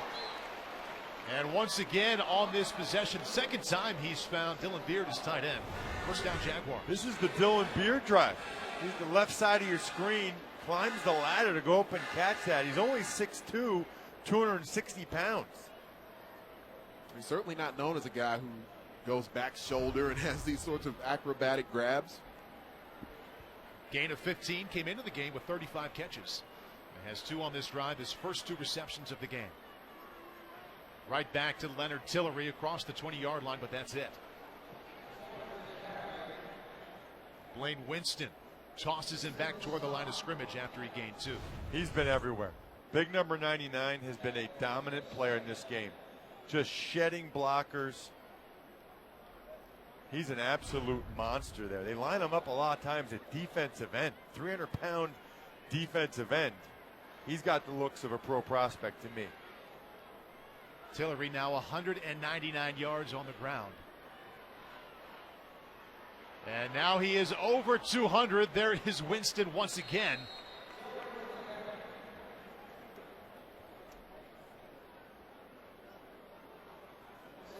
Tillery kind of runs like a walk-on trying to get a scholarship, doesn't he? Except he's now the conference's leading rusher all time. He never changed. And when he wanted that scholarship when he showed up. He ran hard. He's never changed. When he earned that scholarship 3 years ago, Ross, Dawson Odom said he hadn't been around a back who fought so hard just to get one single yard. He'll take one and then some here on 3rd down and 2. He's short. And he's a little bit short, going to be a yard short of a first down. Tackle made by Christmas. You go? I think you do, yeah. Yeah. And from this field position, even if you don't convert it, you've still got them backed up in a way where maybe your defense can take advantage of it. Plus, let's not forget, they missed an extra point to start the game, so it's not like the kicking game is very consistent for them. You also have the best runner in the history of this conference behind you. He already has 205 yards on the ground.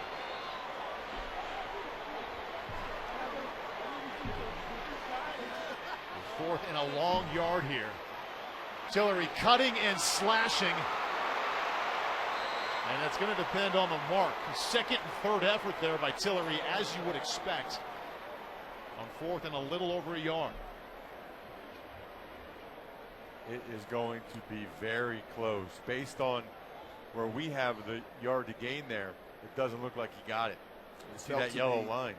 Like Leonard Tillery could have pressed the hole for just a bit longer to set up that cutback. It looked like he was a little anxious to cut it back. It's Derek Dixon on the turf for the Tigers. Cooper made the tackle on Tillery.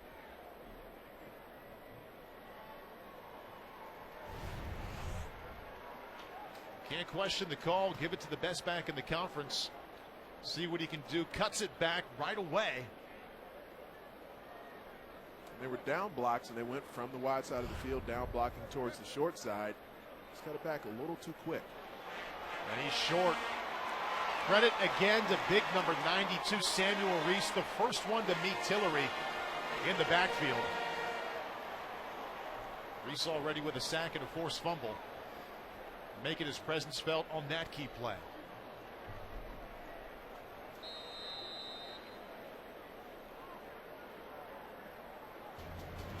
Fourth down and a yard. Grambling defense comes through. There's Reese, there's Cooper, and the Tiger offense will have it back when we come back to the Superdome. The spot of the field had him well short of the first. And here's Reese rerouting Tillery, and Cooper there to clean it up. And the spot of the field had him almost a yard short. Yeah, he had to get to the 11-yard line. They marked it at about the 11.5. That seems right to me. Certainly doesn't feel like there's enough to overturn. After further review, the play on the field stands. Southern is charged with their first time out of the second half and their challenge for the game. First down, Grambling. Referee Eddie Kelly telling us the call is going to stand, and using the term stands as opposed to confirmed, just meaning that they didn't have an angle that was decisive enough looking at the replays to know for sure, but I think we all agree they got it right on the field. The last time we saw the Grambling offense, Devontae Kincaid was leading an excellent ground game. 7-play scoring drive, all 7 plays on the ground. Capped off by the touchdown sprint by Kincaid. Defense comes through, and the Tiger roll back on the field. And there's a pass, the double pump looking deep. Chad Williams had a step on perhaps the top cornerback in the conference, Danny Johnson, but Kincaid, a little bit too much on that one. Chad Williams still kind of prancing his way back towards the huddle because he knows on the double move this was a missed opportunity. He had gotten behind the best corner in the SWAC. Danny Johnson just narrowly overthrown by Kincaid. So well set up. The nice play action in the previous drive. All 7 plays on the ground. You only get so many shots like that. Williams, though, didn't show that extra burst that some receivers have to be able to run through that ball. There's Carter with a burst. Not even touched until he crossed that 30-yard line. Ground game still clicking for the Tigers. It's a gain of 22. Here, this inside zone, the trap play coming back towards the field side. Trent Scott pulled from offensive tackle all the way to the backside, opening up that hole for Carter.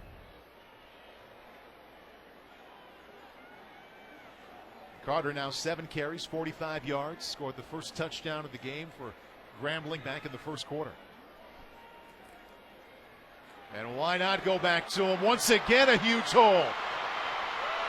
Martez Carter in a foot race to the end zone. Touchdown. 66 yards.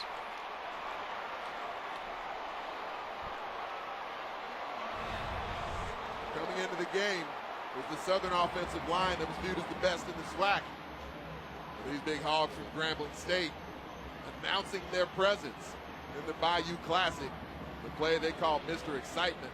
Martez Carter takes it the distance. That run was actually eerily similar to the touchdown run we saw by Tillery earlier. And both times the safeties took really poor angles to try to make those tackles.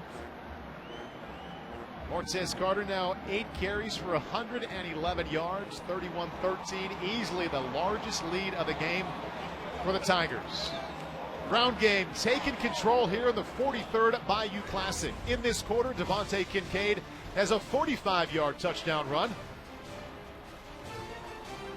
Martez Carter has a 66-yard score right there. And Grambling has an 18-point lead. Great in the stands, the ground game coming to play here in the second half, Anthony. And part of it is about the read of the inside linebacker. Let's check Jordan Williams. He's alone here in the box. And watch a combo block on the inside between Trey Goins from the guard, Terry Boyd is the center. They come down with the combo, able to take on the nose. Backer makes the wrong read, and from there, Mr. Excitement takes 66 yards for the house call. And if they're going to have Demario Houston, the nickel, be that far out wide, he's got to be in position to be able to come in and make a play on the ball carrier if Carter cuts it back like that. Look at what they've done in the ground game in the second half. 9 plays, 163 yards. They've only attempted 1 pass. It was incomplete. Kincaid with a long touchdown run, 45 yards. Kelly with a 66-yard touchdown run of his own. And that's how Grambling leads 31-13. Roderick Fobbs, former running back for Eddie Robinson from 92 to 96 at Grambling, not only loves the lead, but has to love the way they've been doing it. Flexing their muscles, rushing the ball here in this third quarter. Timothy Thomason, nowhere to go for the Jaguars. For the first time ever, Bayou Classic fans will help select the winner of the Bayou Classic MVPs. Straight from the Bayou Classic mobile app, fans can vote for their player of choice. The mobile app is free and available to download for iOS and Android. Bayou Classic MVP voting, it is in your hands. Austin Howard wants to get in the race. Going to have to up his output. Only 12 out of 20 right now. His team trailing by 18. Empty backfield. Howard was going to swing it out of the backfield to Tillery. He was covered and fired it out of bounds. And it's 2nd and 10. He had Beard, his big tight end, once again in the middle of the field. But he was looking at Tillery, and Tillery was covered. By the time he came back to Beard, Beard was covered. He had to just throw the ball away. And it's at that point in the game where I believe even finding ways to just force feed the ball to Willie Quinn, just getting it into his hands and allowing him to create. That's what he does so well after the catch. unfamiliar spot for Southern. They've not only won every game since September 10th, that loss at Tulane. They've been winning 55-0 and 64-6. Easy wins, a ball batted right back at Howard. And we've been calling the name of Blaine Winston a whole lot this afternoon. Yeah, we talked about the mobile app for the MVP. He'd be my defensive MVP for Grambling, that's for sure. Big number 99 has been everywhere. He sees the fake and immediately knows he's not going to be able to get a pass rush. So get your hands up and get in the throwing lanes. If Howard's looking to throw it that quickly, it has to be some sort of short in-breaking route. 3rd down and 10. His top receiver all season long, number 25, Willie Quinn, is split out to his right. And looking left the entire time, and that one's overshot. Grambling defense steps it up and makes it look easy on that drive. It's almost like Grambling has 12 defenders on the field right now, because everywhere Southern's attempting to go with the football, there's just no one open. Calm confidence of Roderick Fobbs, knowing the ball's coming back to his offense. That's been running the ball at will since halftime. Martez Carter back deep for the Tigers.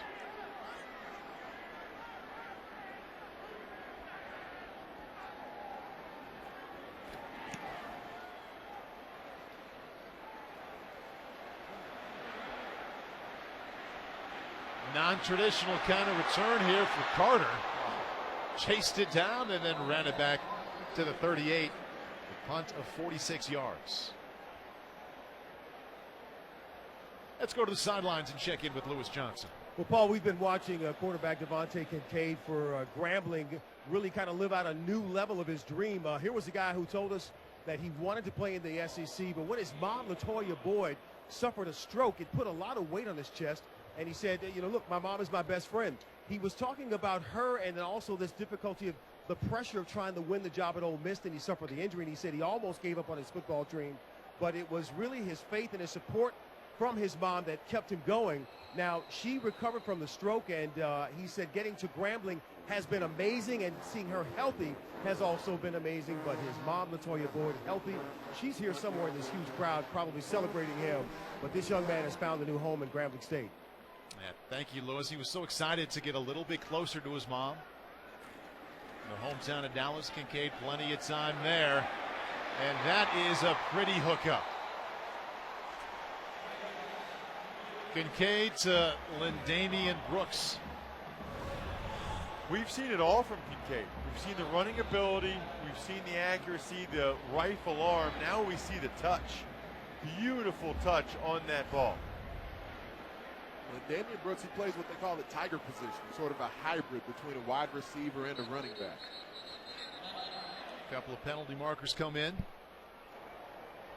Foul stop. Offense, number 78. 5-yard penalty. First down. It was fun to look before they took the field, where Devontae Kincaid was just amping his team back up, making sure the urgency was still there. And that type of urgency that he brought. Lewis Johnson was just talking about his transfer story. Devontae Kincaid was telling us during the week that part of that urgency was not only so his mother, and now being healthy, could watch him play, but him being on the field and just feeling that joy of being with his teammates. Fires across the middle. Nice catch. Verlin Hunter already has the touchdown reception today. Went up high to snag that one, gain of 7. You got to remember, it was right here in this building on January 1st at the Sugar Bowl. Suffered the broken foot. He was the backup quarterback for Ole Miss. Didn't get the opportunity to play in the game then. Right up the middle, and this will be another touchdown. Tigers. A moment ago, he caught a pass. Lindamian Brooks sprints to the end zone. It's 37-13. As I mentioned, Rich Rodriguez, when he faced Grambling State earlier this season, after the game, he said they were just flat out faster than us. We know Rich Rodriguez knows about tempo. He knows about athletes.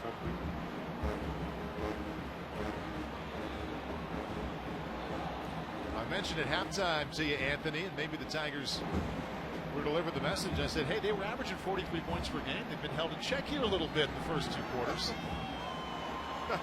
And they had 3 rushing touchdowns in the 3rd quarter alone, up 38-13. Let's take one more look at it. Again, we're going to look at the middle linebacker on a long run. Watch the deception. He thinks it's going outside, and it goes right where he was. Lindamian Brooks essentially replaces the linebacker. That run was about blocking and about deception, and a poor read by the linebacker, and Brooks does the rest. Well, just think about the conundrum for the defense, because there's so many different ball carriers who can advance on you so quickly. And from the formation they ran in the backfield, whether it was Justin Kelly, Devontae Kincaid, Lindamian Brooks, you've got all this speed back there that have been picking up these huge chunks of yardage. And as defenders, you either hesitate or you overreact. And he who hesitates is lost against this type of speed. Brooks with that 34-yard touchdown run. Kincaid a 45-yard touchdown sprint in this quarter, and also Martez Carter 66 yards out. They have 145 yards rushing on 3 touchdown runs this quarter. This quarter alone.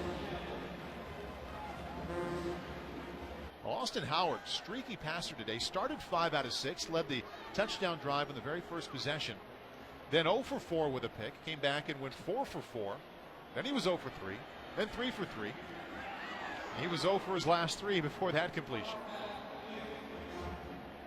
That's Randall Menard hauling that one in.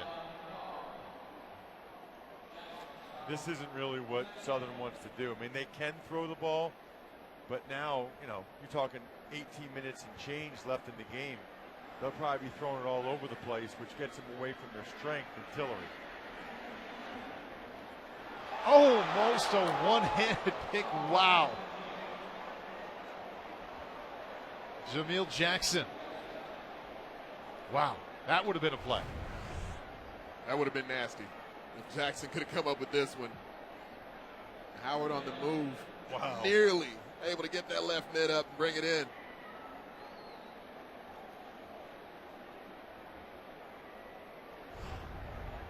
Nonetheless, nice breakup. Bring up 3rd down and 4. Nothing on the nasty. Jackson, if you're nasty. I'm sure viewers at home can. Howard, plenty of time, fires it deep. A lot of contact, but no flag. Coverage there by DeMonte Johnson.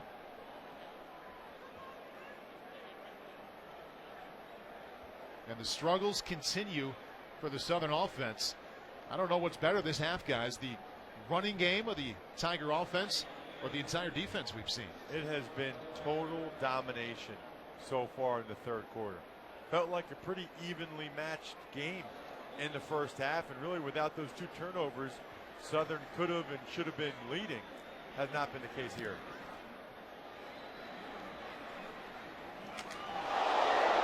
Carter can't come up with that big hit.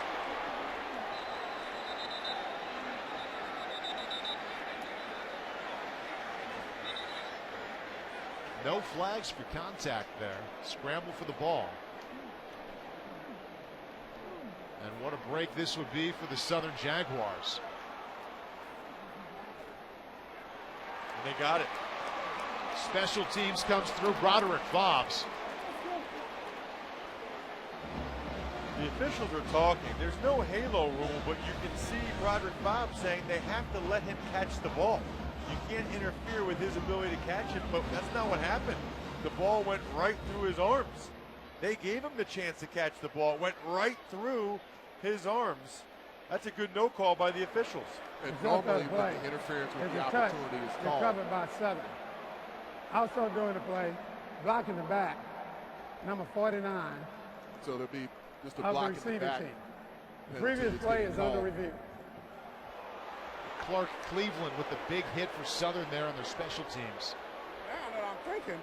Previous plays under review. He just punched out.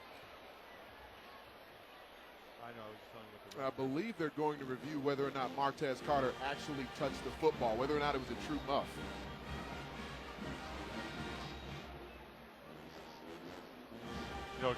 got lost in all that, guys. In a game that's had a number of really significant collisions, that might have been number one. That might have taken the cake. Let's see if the ball touches him anywhere. I think it hit his arm on the way down, and then it hit his leg. Right shin. Right shin. The ball changes the angle. Watch right here. The ball's going to hit his right shin. Absolutely. Yeah, there's no way the ball bounces back like that.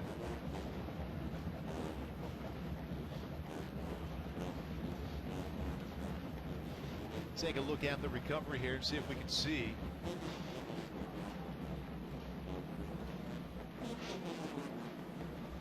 Well, there's not Jaguar came up with it. Yeah, well, there's not enough of a clear recovery there for them to overturn that. And it looked like big number 78. It's David Michael Carroll. David Michael Carroll, the long snapper. Good hustle. But normally when they'll call an interference with the opportunity, it's when the oncoming coverage team is directly in front of the return man and he doesn't have an opportunity to field it. There, the angle was Martez Carter working laterally. The coverage team coming from the sideline as well. But I agree with the no call on the interference. At first glance, it really looked to me like they had hit Carter as he was trying to make the catch. It happened so fast. But really, the ball went right through his wickets. And so it was a legal hit and a good no call by the officials. You know, so many times the officials catch so much flack. Everybody always wants to complain about the refs. Sometimes you got to give them some kudos and credit when they do a great job like they did there. Especially when they can tell the ball didn't touch his wickets. There you go. And it would be a fitting way for Southern to gain a little bit of momentum. They created 29 turnovers during the season, easily the best in the Southwestern Athletic Conference. Hadn't created one yet today. We'll see if this one stands.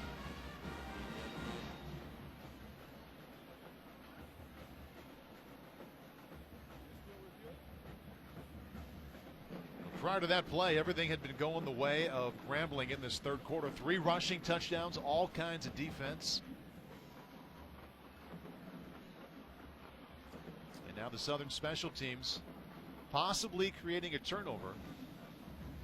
This would allow their offense to come back out to the 14-yard line. Yeah, and this is the second time where the review has taken way too long. I don't know what the discussion is right now, but we watched it 5 or 6 times. It was pretty clear what happened. So we just love the officials up.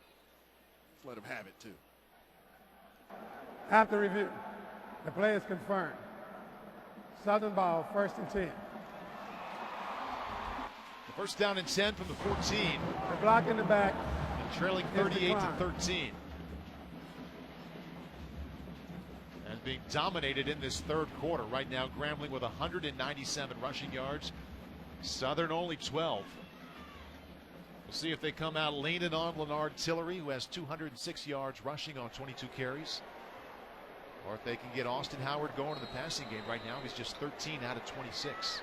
Jaguars came into this game as the 4th-ranked red zone offense in the SWAC. Grambling, as they tend to be with most categories this year, number 1 in red zone defense.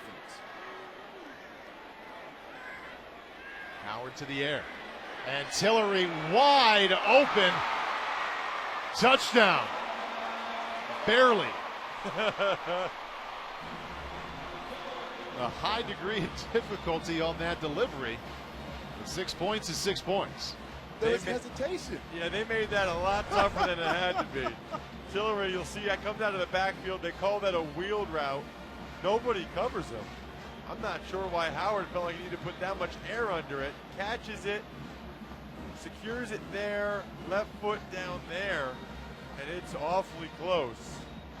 I wonder if maybe he was throwing blind he was a bit, because there were a couple of big defenders within his vision. I wonder if he just didn't initially see whether or not Tillery was open for sure.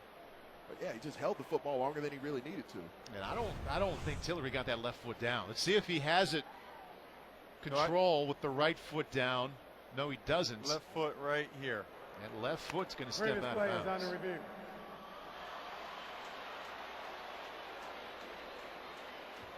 See, I thought I saw some of those black rubber pellets come up in the green, in the field of play. Watch the left foot right there. Not enough to overturn it in my mind. At least not from that angle. I don't clearly see blue cleat on white. Well, there's several different segments of the catch that they're going to have to review. Initially, they got to determine where he first gained possession of the football. Then from there, once we can tell he gained possession, whether or not a foot is actually on the ground in bounds. If they feel like he's got possession cleanly while the right foot is on the ground, and to me, from the opposing angle, he makes a clean catch. The right foot just off the ground. The big question, where does that left foot come down once he has possession? Tillery, they continue to take a good, hard look at it, and this one is a tough call. Couple of things to look at as we take it back. Tillery, first of all, you have to wonder, you got to look and see, is the right foot down when he has possession? Right foot coming up, that's close. Also close, that left foot, did it stay in? After further review, the ruling on the field stands. Touchdown.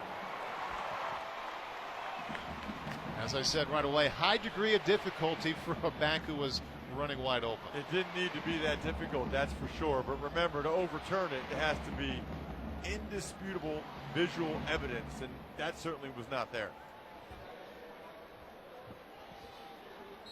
Leonard Tillery doing all he can to bail Southern out just before the second quarter ended. Ran for an 85-yard score to make it a 4-point halftime lead. And it was 38-13.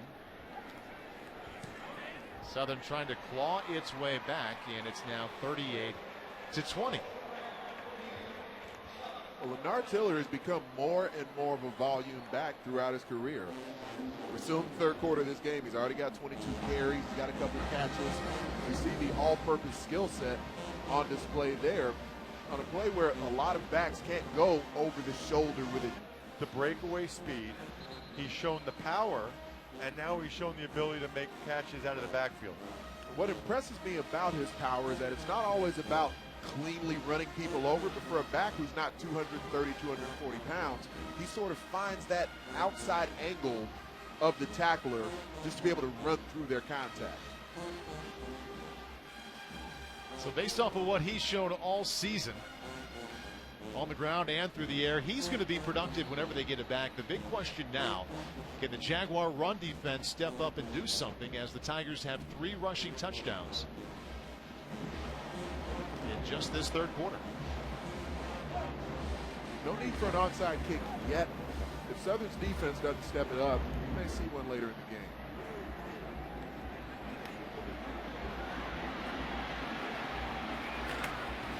Tigers will begin from their own 27-yard line. They didn't run it that well in the first half, but in the second half, they've been outstanding on the ground. Here on the pull.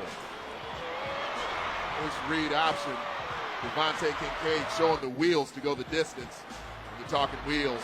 Martez Carter's known as Mr. Excitement for a good reason. 66 yards to pay dirt. A little trickeration, some hijinks and tomfoolery. One of their younger players, a speed demon, going for 6. All 3 of those running touchdowns coming in the third quarter and covering 145 yards. Grambling now has rushed for 224 total yards on the ground. Up by 18, just inside of 3 minutes left in the 43rd Bayou Classic. The winner moves on to play Alcorn State in the conference title game. Timeout. Grambling. 30-second timeout. Timeout by Grambling. Coach Fobb saw something he didn't like. That's tough on the first play of a series. He's not happy, and he shouldn't be.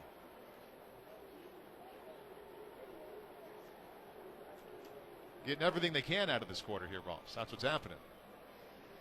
Have you cried during this? I haven't watched it. Oh, okay. If I did watch it, I might. You know what? I haven't watched it yet, but my wife, my mother-in-law, my sister-in-law, they've all been watching it. They love it. We got it on DVR. I'm going to watch them all. There's a demographic appeal. Devontae Kincaid complete to Verlin Hunter. First down, Grambling.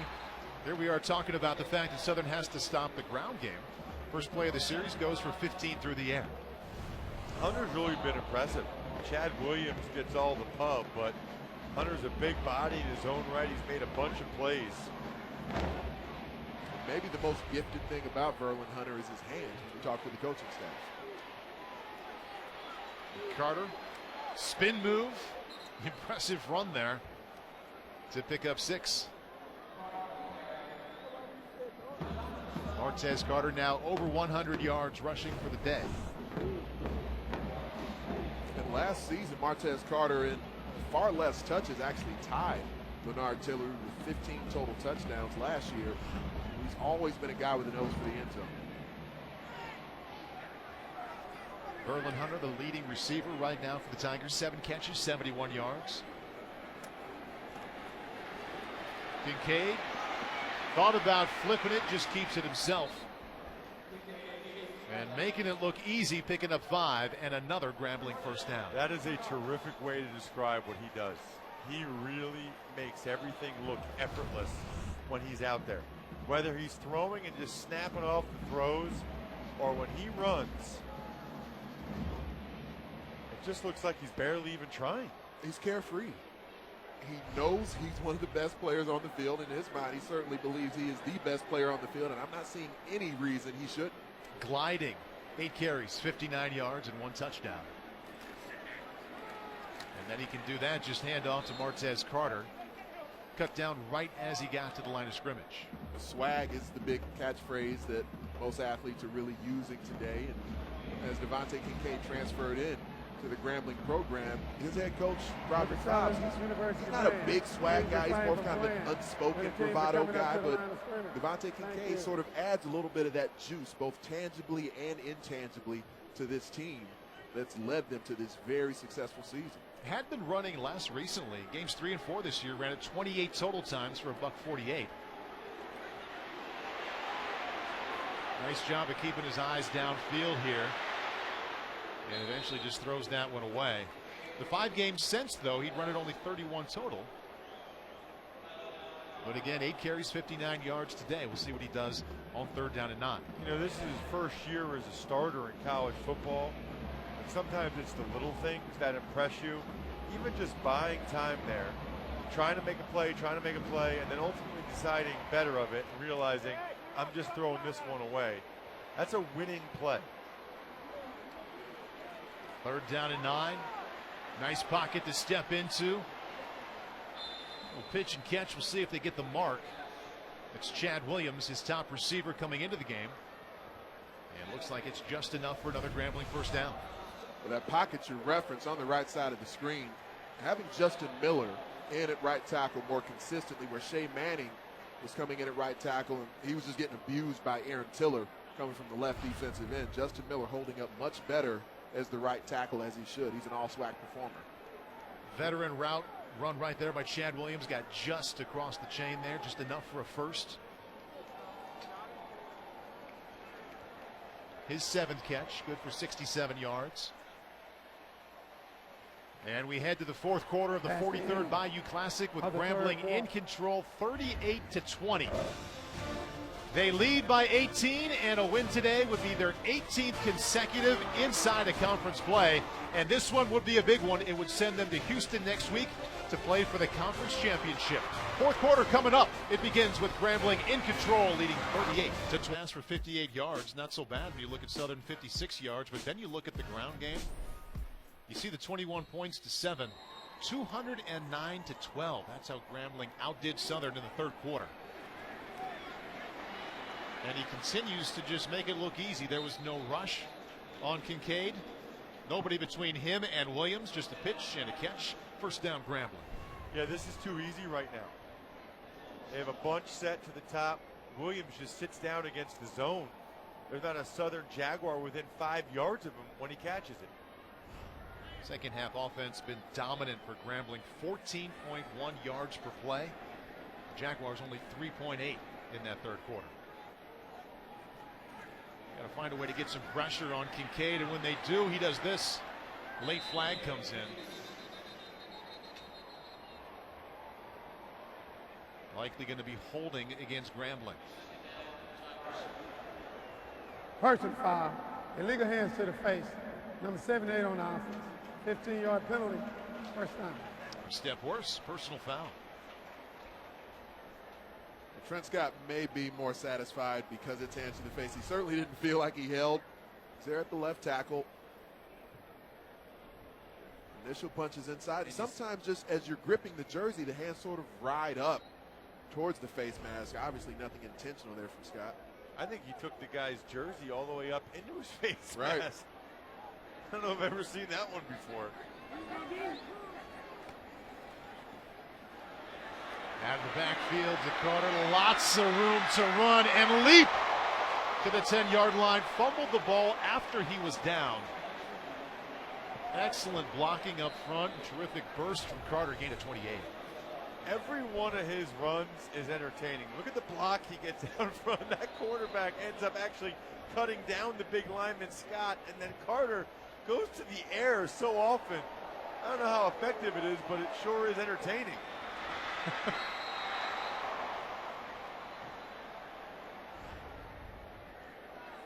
10 carries, 118 yards on the ground, contributes 28 there in the passing game. And it's first down and 10.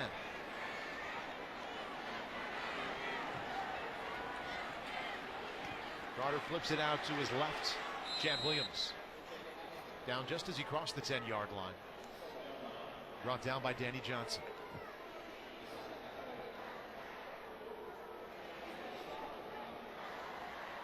Grambling's offensive coordinator, Eric Dooley, talks about the fact that they don't tend to call plays to try to feature Chad Williams.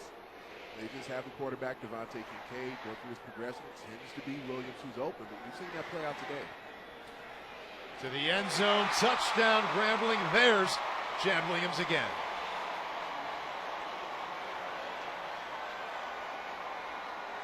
It looked like perhaps Danny Johnson was expecting some help. Sort of admonishing one of his teammates right now. Off the read. Johnson gets beat across his face by Williams.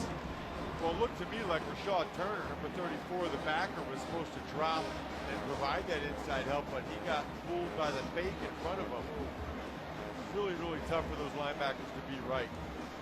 Because if you don't buy the fake or respect the fake at all, and they actually do hand it off, you're going to be trailing, you're going to be behind. Especially when they're so close to the end zone.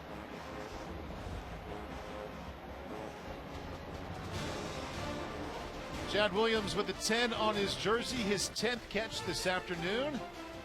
Also his 10th receiving touchdown of the season. His Tigers easily in the lead. Hayden, he should be.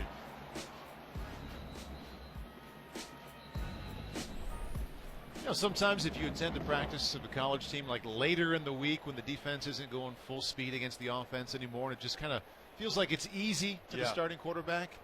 Nobody really impeding his vision or disrupting him. The second half has looked like that for Devontae Kincaid. It really has. And Willie Quinn still waiting to take one back, guys. They should move him to the spot where they keep kicking it or just every do a time. throwback. When Danny Johnson catches the football, just do a throwback to Willie Quinn. Pitch it to him. He wanted it right there. He was ready. Lewis Johnson ready on the sideline as well. Well, clearly this has been a special season for Broderick Fobbs to have his father, Lee Fobbs, on his staff as his running backs coach. There he is up in the booth in the coach's box watching the game on the left with the headset. Broderick was telling us this week that his dad really is the person who started his football passion in his heart and in his gut from the start, introduced him to the game of football and to Grambling. And Lee Fobbs is one of the very few African-American coaches who got some early opportunities to coach in some big conferences, the SEC, the Big 12, Conference USA. And guys, he told us that several other coaches have gotten their start under him. He dropped some names. But Broderick really let us know that everything that he is starts with his father. And he said it's an honor to come to work with his dad and being a head coach and being responsible for him to be in a great situation to help him coach the running backs, which he's obviously done very well, and also give him the freedom to enjoy his life, and all of it's pretty special. So Lee Fobbs there up on the left with the headset is the man responsible for all the rushing yards we've seen not only all season, all game, and of course we talked about what happened in the third quarter. Pretty impressive stuff. Impressive job by the Tiger defense there, taking down Leonard Tillery. Not just an honor, as you mentioned, to come to work with your dad. Got to be just enjoyable to spend that kind of time with your parent as an adult. It's funny talking with Broderick Fobbs this week. He said he doesn't like to be at the convention with his dad, the American Football Coaches Association convention, because his dad gets stopped all the time by everybody that he's helped out over the years. Grambling run defense continues to shine here. And awfully excited about that play is Christmas. Less than a month away. Speaking of the convention, by the way, I was there this year, and I got a chance to talk to Coach Fobbs, who reminded me that we were together with the Buffalo Bills in 2005. He did his NFL minority internship that year, and I was there for a while, at least till I got cut. He remembered me more than I remembered him. He was in the meeting where they said, let's let go of that guy. One of how many teams? 5. 5 teams. Yeah. That's right. And Anthony, you spent time with 3 or 4. 4. Ross edged me out. Is that good?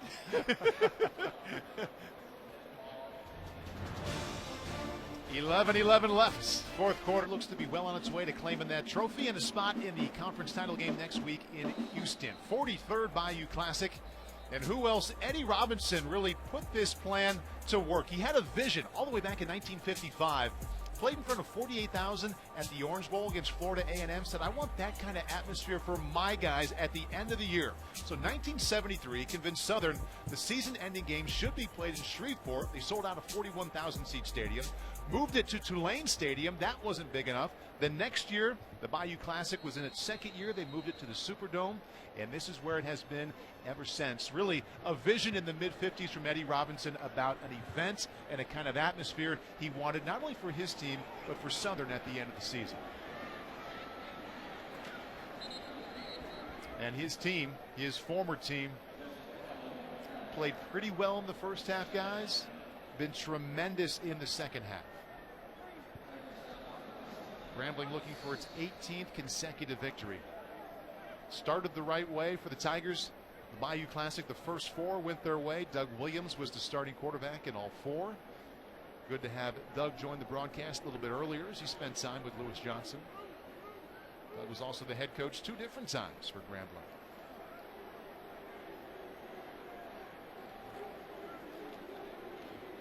Right back to the ground game. Justin Kelly. He's been the sidekick to Martez Carter, number 4. Has 2 touchdowns, 10 carries, 118 yards. It's been exciting to watch the way that this game, especially on the field from a competitive standpoint, has continued to grow again in recent years. These 2 head coaches, Broderick Fobbs and Dawson Odoms, both have had programs that they took over that have sort of fallen from grace in certain ways with the execution on the field, and now both coming in undefeated. First time in the history of this Bayou Classic. Very impressive. And that's not as easy as he made it seem. Kincaid just firing that deep comeback on the right side, putting it right on Devon Lindsay, and he continues to roll now 23 out of 32. Really is special to have rivalry games like this at the end of the season. I think talking with some of the players and coaches this week, they realized how fortunate they were. You know, not a lot of people get to play in a game like this on national television in the Superdome. A lot of credit to both sides. The Dawson Odom's team's not playing the way he wants to today, but 3-4 years ago, both these teams were well behind in the Southwestern Athletic Conference. Odom's done a fine job with the Jaguars, coming in unbeaten in conference play. And don't forget, Broderick Fobbs 3 years ago inherited a team that was coming off a 1-10 season. They'd won 2 games total over the last 2 years, and in the very first year Broderick Fobbs took over, they went 7-5. Tied for the greatest turnaround in SWAC history. And about half a quarter away from winning 25 of their last 27 conference games. But the cherry that remains out in front, in only the 3rd year for Broderick Fobbs, while he finally got his first Bayou Classic victory as a head coach last season, went to the SWAC championship game, lost to Alcorn State. The Braves wait for him yet again. Alcorn trying to win for the 3rd consecutive year. Yet another SWAC title. They'd be the first team to go three-peat since Grambling State did it from 2000 to 2002. Kincaid went down awkwardly, grabbed his knee Lost right the away, ball. lost the ball. Oh, and he gave up the ball and went right to his right calf. Oh, man. That's Running the on last field, thing fumble. anybody wants to see, especially in a game Cover by Southern. First that's down. pretty much been decided. Timeout. Over the last 2 weeks, Injury his timeout. productivity throwing the ball has dipped a bit. It's been a right ankle injury that Devontae Kincaid has been dealing with, and part of why he hasn't been running the football as much as of late. Roger Fobb said he wasn't completely back to 100% coming into the game, but really felt like, he felt like he put on the type of performance we've seen today. And remember, we talked about it early in the broadcast, guys. It was a broken ankle he suffered in warm-ups here on this turf before the Sugar Bowl when he was with Ole Miss in early January of this year. Basically ended his tenure as a Rebel.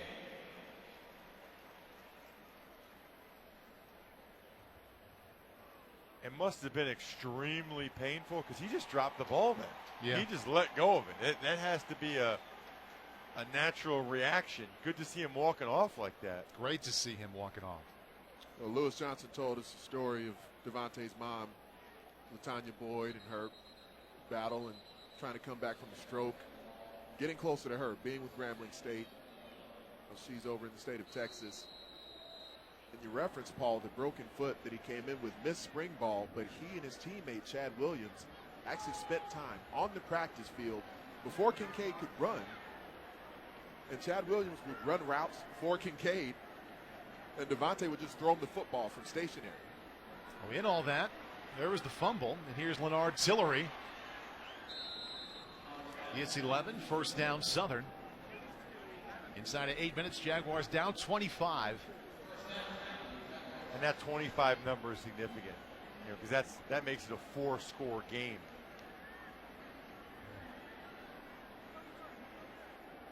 Tillery continues to pile up the numbers, 204 yards rushing. 9 consecutive games over 100. 18 of the last 21 games he's rushed for over 100 yards. Howard keeps it himself there after the fake to Tillery. Southern needs to score points as quickly as possible. And they need to go no huddle tempo and calling plays and getting a minute out of the huddle. Obviously no huddle, but getting up to the line, getting the ball snapped ASAP. This is too long. Got to see a little more sense of urgency here. As you mentioned, they need this plus 3 other possessions to the end zone. Nice job defending there by DeMonte Johnson. Goes without saying that this is 4-down territory right here for Southern. They need touchdowns. Field goals aren't going to do it. Looks like they'll leave DeMonte Johnson matched up one-on-one outside with Randall Menard. 3rd down and 5. He's standing and finally delivering late. And that's incomplete to bring up 4th down. Now, this is a Southern offense that came into the game second only to Grambling. Good to see Kincaid smiling on the sideline there. Still trying out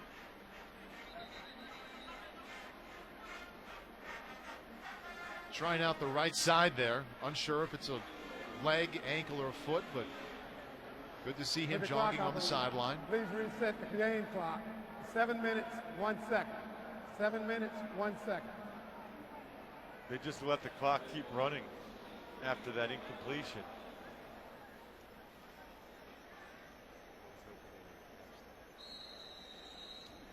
I'm not sure about kicking a field goal here. I don't know what the goal is if you're kicking a field goal right here. Ron Albuquerque. from 32 yards out. And they get 3 back.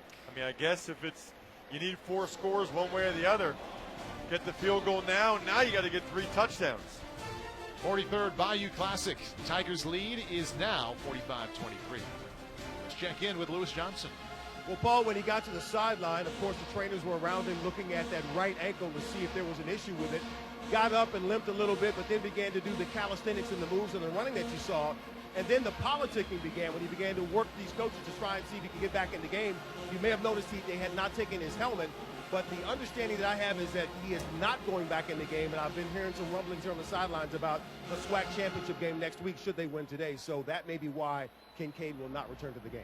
Lewis, thank you. And the good news for the Grambling side is that he wanted to come back in. Looked like he could come back in a long way from when he was laying on the turf there grabbing that right side. It's played out several times throughout the season. Even going back to that game week 2 against Arizona, we showed it in the broadcast open where he did have to get carried off the field. Looked like the training staff wanted to carry him off today, and he would not allow it.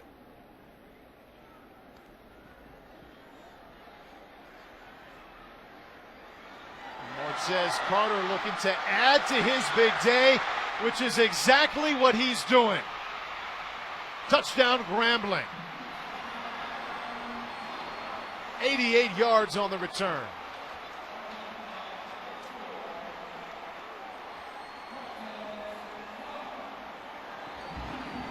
Carter already with 10 carries and 118 yards, 2 touchdowns on the ground.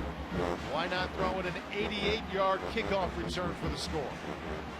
4th kickoff return touchdown in the career of Montez Carter. 2nd this season. That guy's unbelievable. I mean, that guy is legitimately good. He's another guy that, at a minimum, we're going to look at the next level. Only listed as a junior.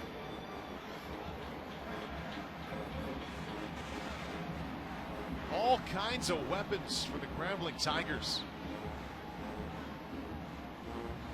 Montez Carter, little patience, broken tackle. That stiff arm right there was the big one. And then he breaks another tackle. You got to wrap up.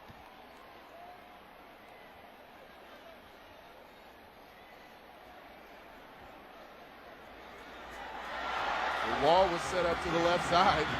Once he saw the alley, he exploded through it.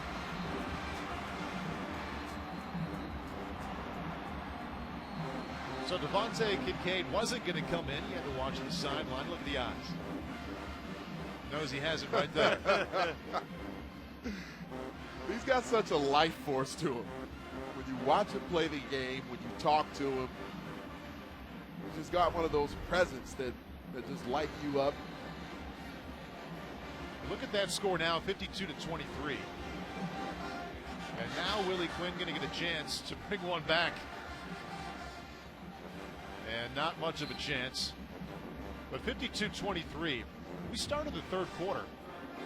Grambling was only up by 4. Remember how they came out and set the tone? Touchdown drive, 7 plays, all 7 on the ground. They were more physical out of the halftime locker room. They've been clearly the better team in quarters 3 and 4. Look at Montez Carter. Wow. 279 total. And 3 touchdowns. And Southern's a good team. They had won the Bayou Classic 3 seasons in a row. That 3rd Bayou Classic win was only 2 seasons back. This, to me, coming in was one of the better Southern teams we've seen in recent years, maybe the best. And Howard fires that one incomplete.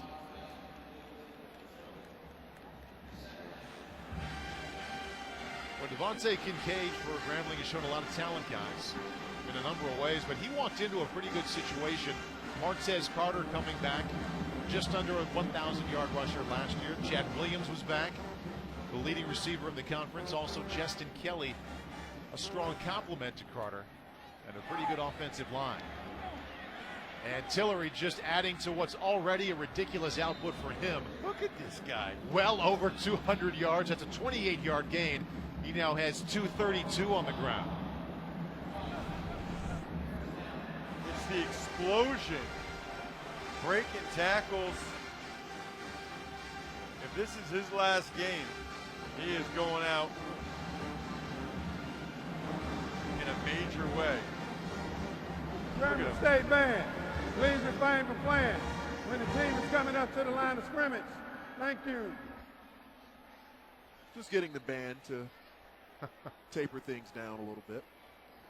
But the big thought coming in was Leonard Tillery would potentially become the first 1,500-yard rusher for a single season in SWAC history. He's gone well beyond that. First 1,600-yard rusher in the history of the Southwestern Athletic Conference.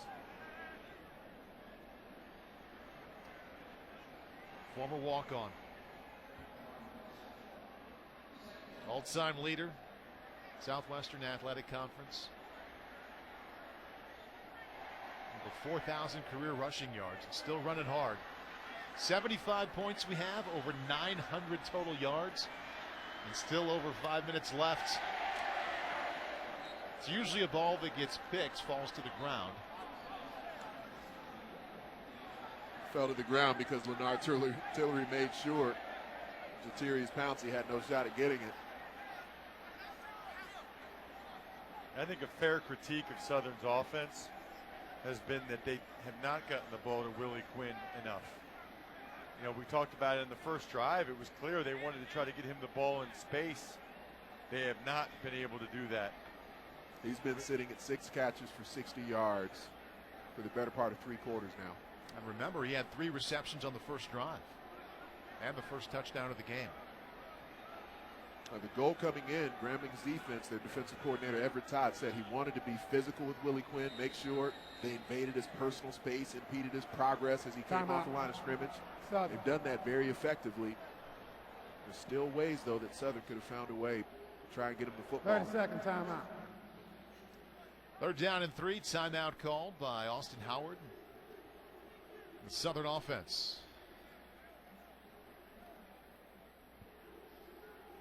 Time now for the play of the game. We'll go on multiple plays of the game brought to you by McDonald's. Go right back to the 3rd quarter. Devontae Kincaid got it started. I mentioned that drive where all 7 plays were on the ground. Ended with Kincaid doing that. Wow. And then it was Martez Carter from 66 yards out. Watching himself on the big screen the whole way. Then Lindamian Brooks said, I'd like to get in on the ends. Easily into the end zone. Those 3 plays alone, 145 rushing yards, all 3 ending in the end zone. And Devontae Kincaid, the Grambling Tigers, on their way to Houston to play for the conference title next weekend.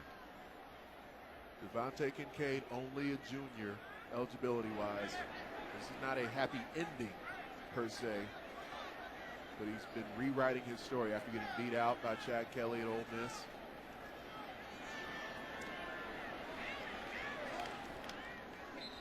That'll be first down Southern. Beard, the big tight end.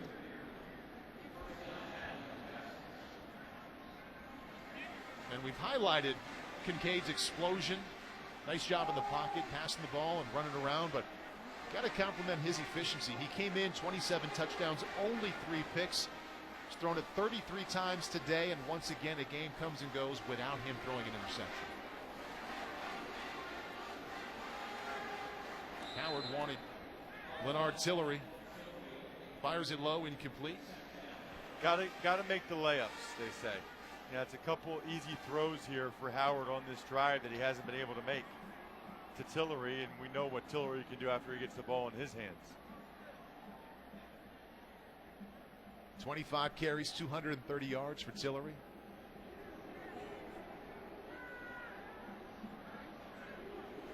There are some all-time great Southern Jaguars who've helped Roderick Fobbs leading this program out of the doldrums, playing their last game. Nice move by Howard. Tiptoes out of bounds after he got the first down. Gain of 13. We've referenced Willie Quinn and not getting him the football very effectively. Obviously, Leonard Tillery having a huge day. But even the offensive linemen, Jamal Bolden, Terrell Lee, Anthony Mosley, players who started a lot of games together. Timeout. Grambling. Won conference Third and final championships years ago. 30-second Grambling timeout. calls a timeout to talk things over.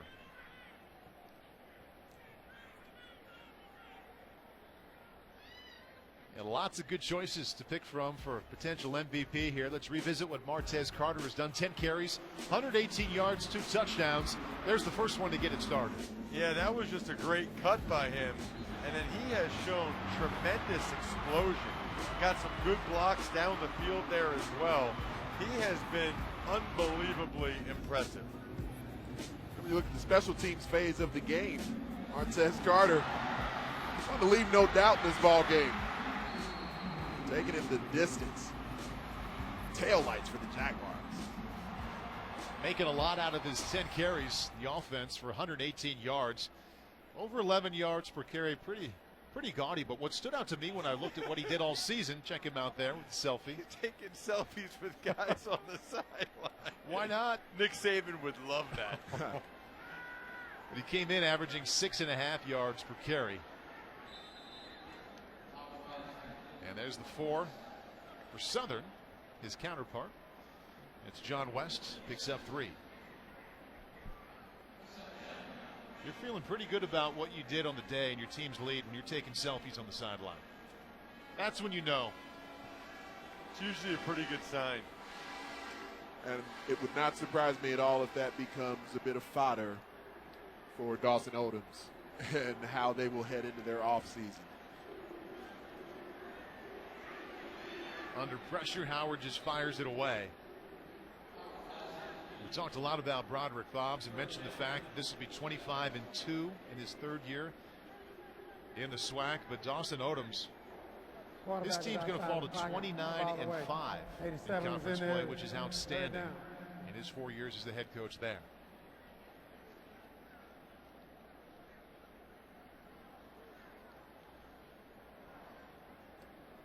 Regardless of the 29-point margin here, I still think when you look at the totality of these 2 seasons between Broderick Fobbs and Dawson Odoms, we're seeing the 2 best coaches in the SWAC right now. Howard flushed out to his left on 3rd and 7. Got plenty of room if he wants to keep it.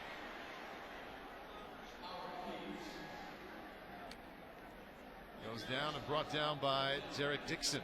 Well, it's the 2 best teams in the conference, that's for sure. I mean, you go through the scores this year, they're both undefeated. Even Alcorn State, who won the SWAC East, they're 5-4 in conference play.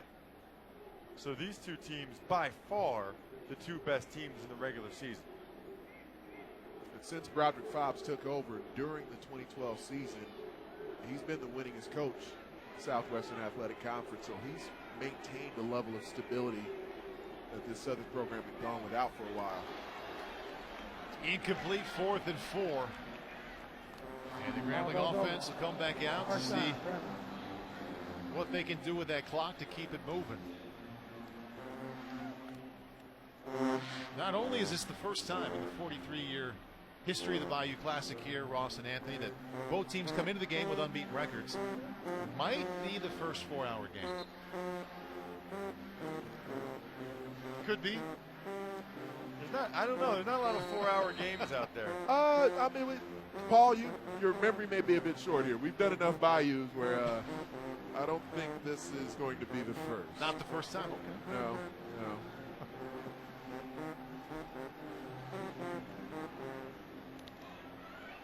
And more running room for the Grambling Tigers. Lindamian Brooks already has a touchdown run today. Look at Grambling going no huddle on the ball.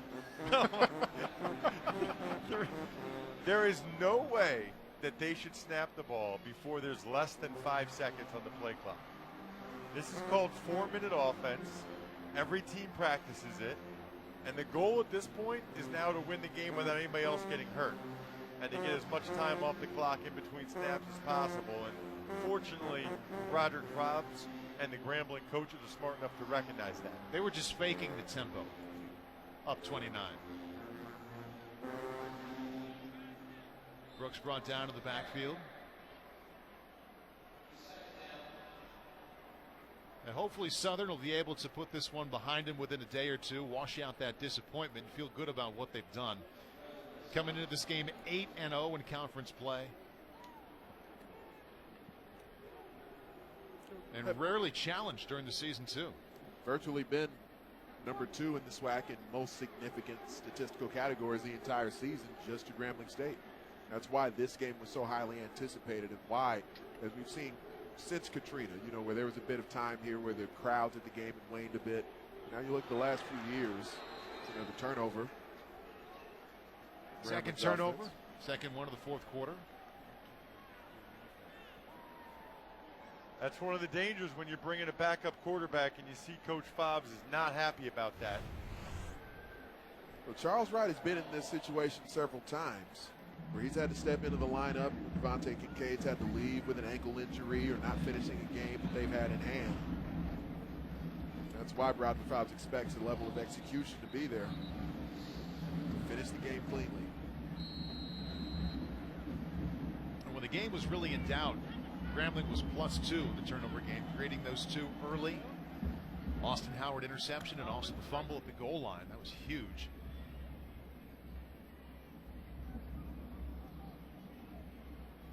And recovery from Marcus Jones, in case we didn't reference.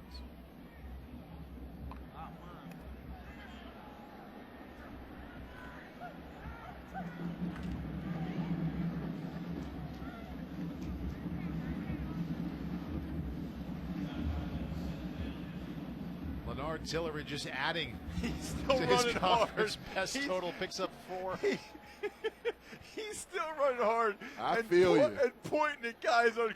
Get him, Leonard. Go out in style. I love this guy. He is not messing around. Howard with the double move. Fires it out of bounds, which means the clock will stop. I'm a little confused. I mean, if you're going to throw it to try to score a touchdown, why'd you run it on first down? It looked to me like they were saying, all right, let's get out of here without anybody else getting hurt. Let's hand the ball off. They were setting up the pass there, Ross.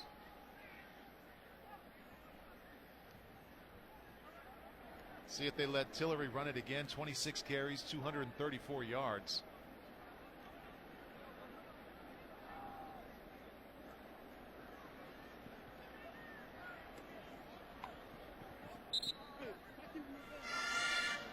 Donzell Brown with the reception, pushed out of bounds.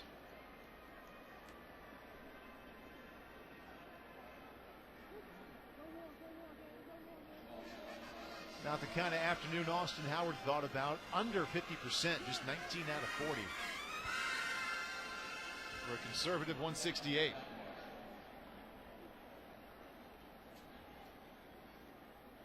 And now we're over 1,000 yards of total offense, Ross. Unbelievable. 1,000 yards of total offense. Highly, highly entertaining game. And it didn't really feel like it was this much of a blowout when you look at the score at the bottom. I mean, at halftime, hard to believe it was 17-13 at halftime. A running game. Grambling in that third quarter just took the game back.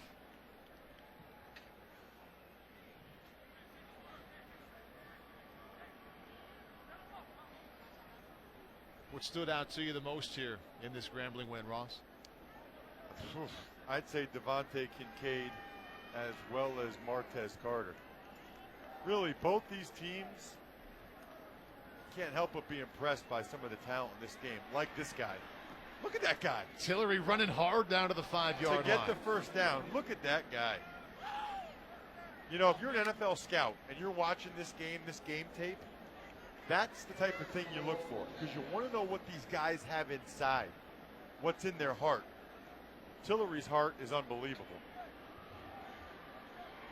Shown quite a bit, over 260 yards of total offense into the end zone. And that's a touchdown, Jaguars.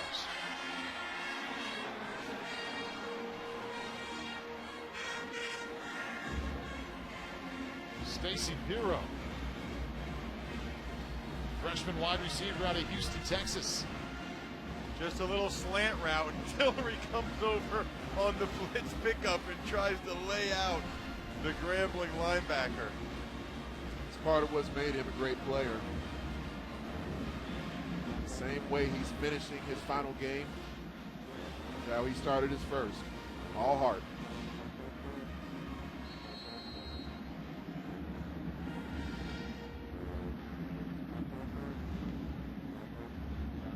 Austin Howard now 3 touchdown passes this afternoon.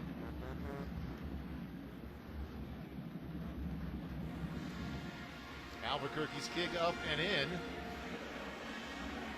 And Broderick Fobbs, the former running back, showing off some speed and moves to avoid the Gatorade bucket.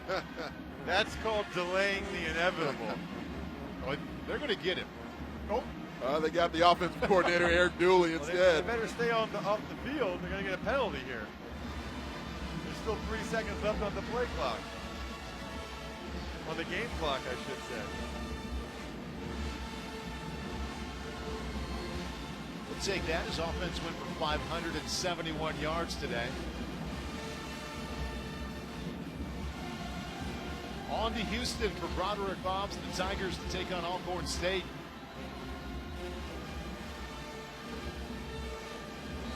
Finishing back-to-back undefeated regular seasons.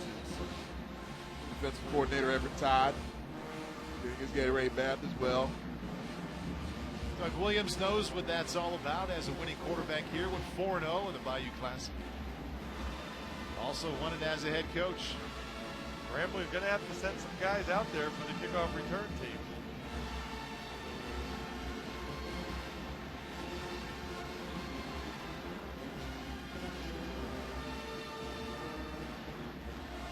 And looking ahead to next weekend, Grambling back on September 24th beat Alcorn State 43-18. All their wins this year coming by at least 19 points. Braves coach Jay Hobson moved on to Southern Miss. The very first season as the head coach of Alcorn State for Fred McNair. Win-loss record was affected by injury on both sides of the football. Able to win the East Division still, though.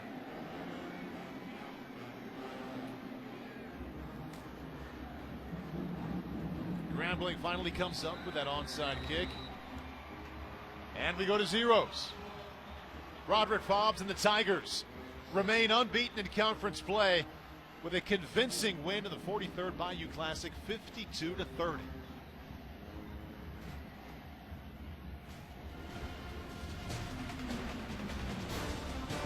Eludes the Gatorade bath.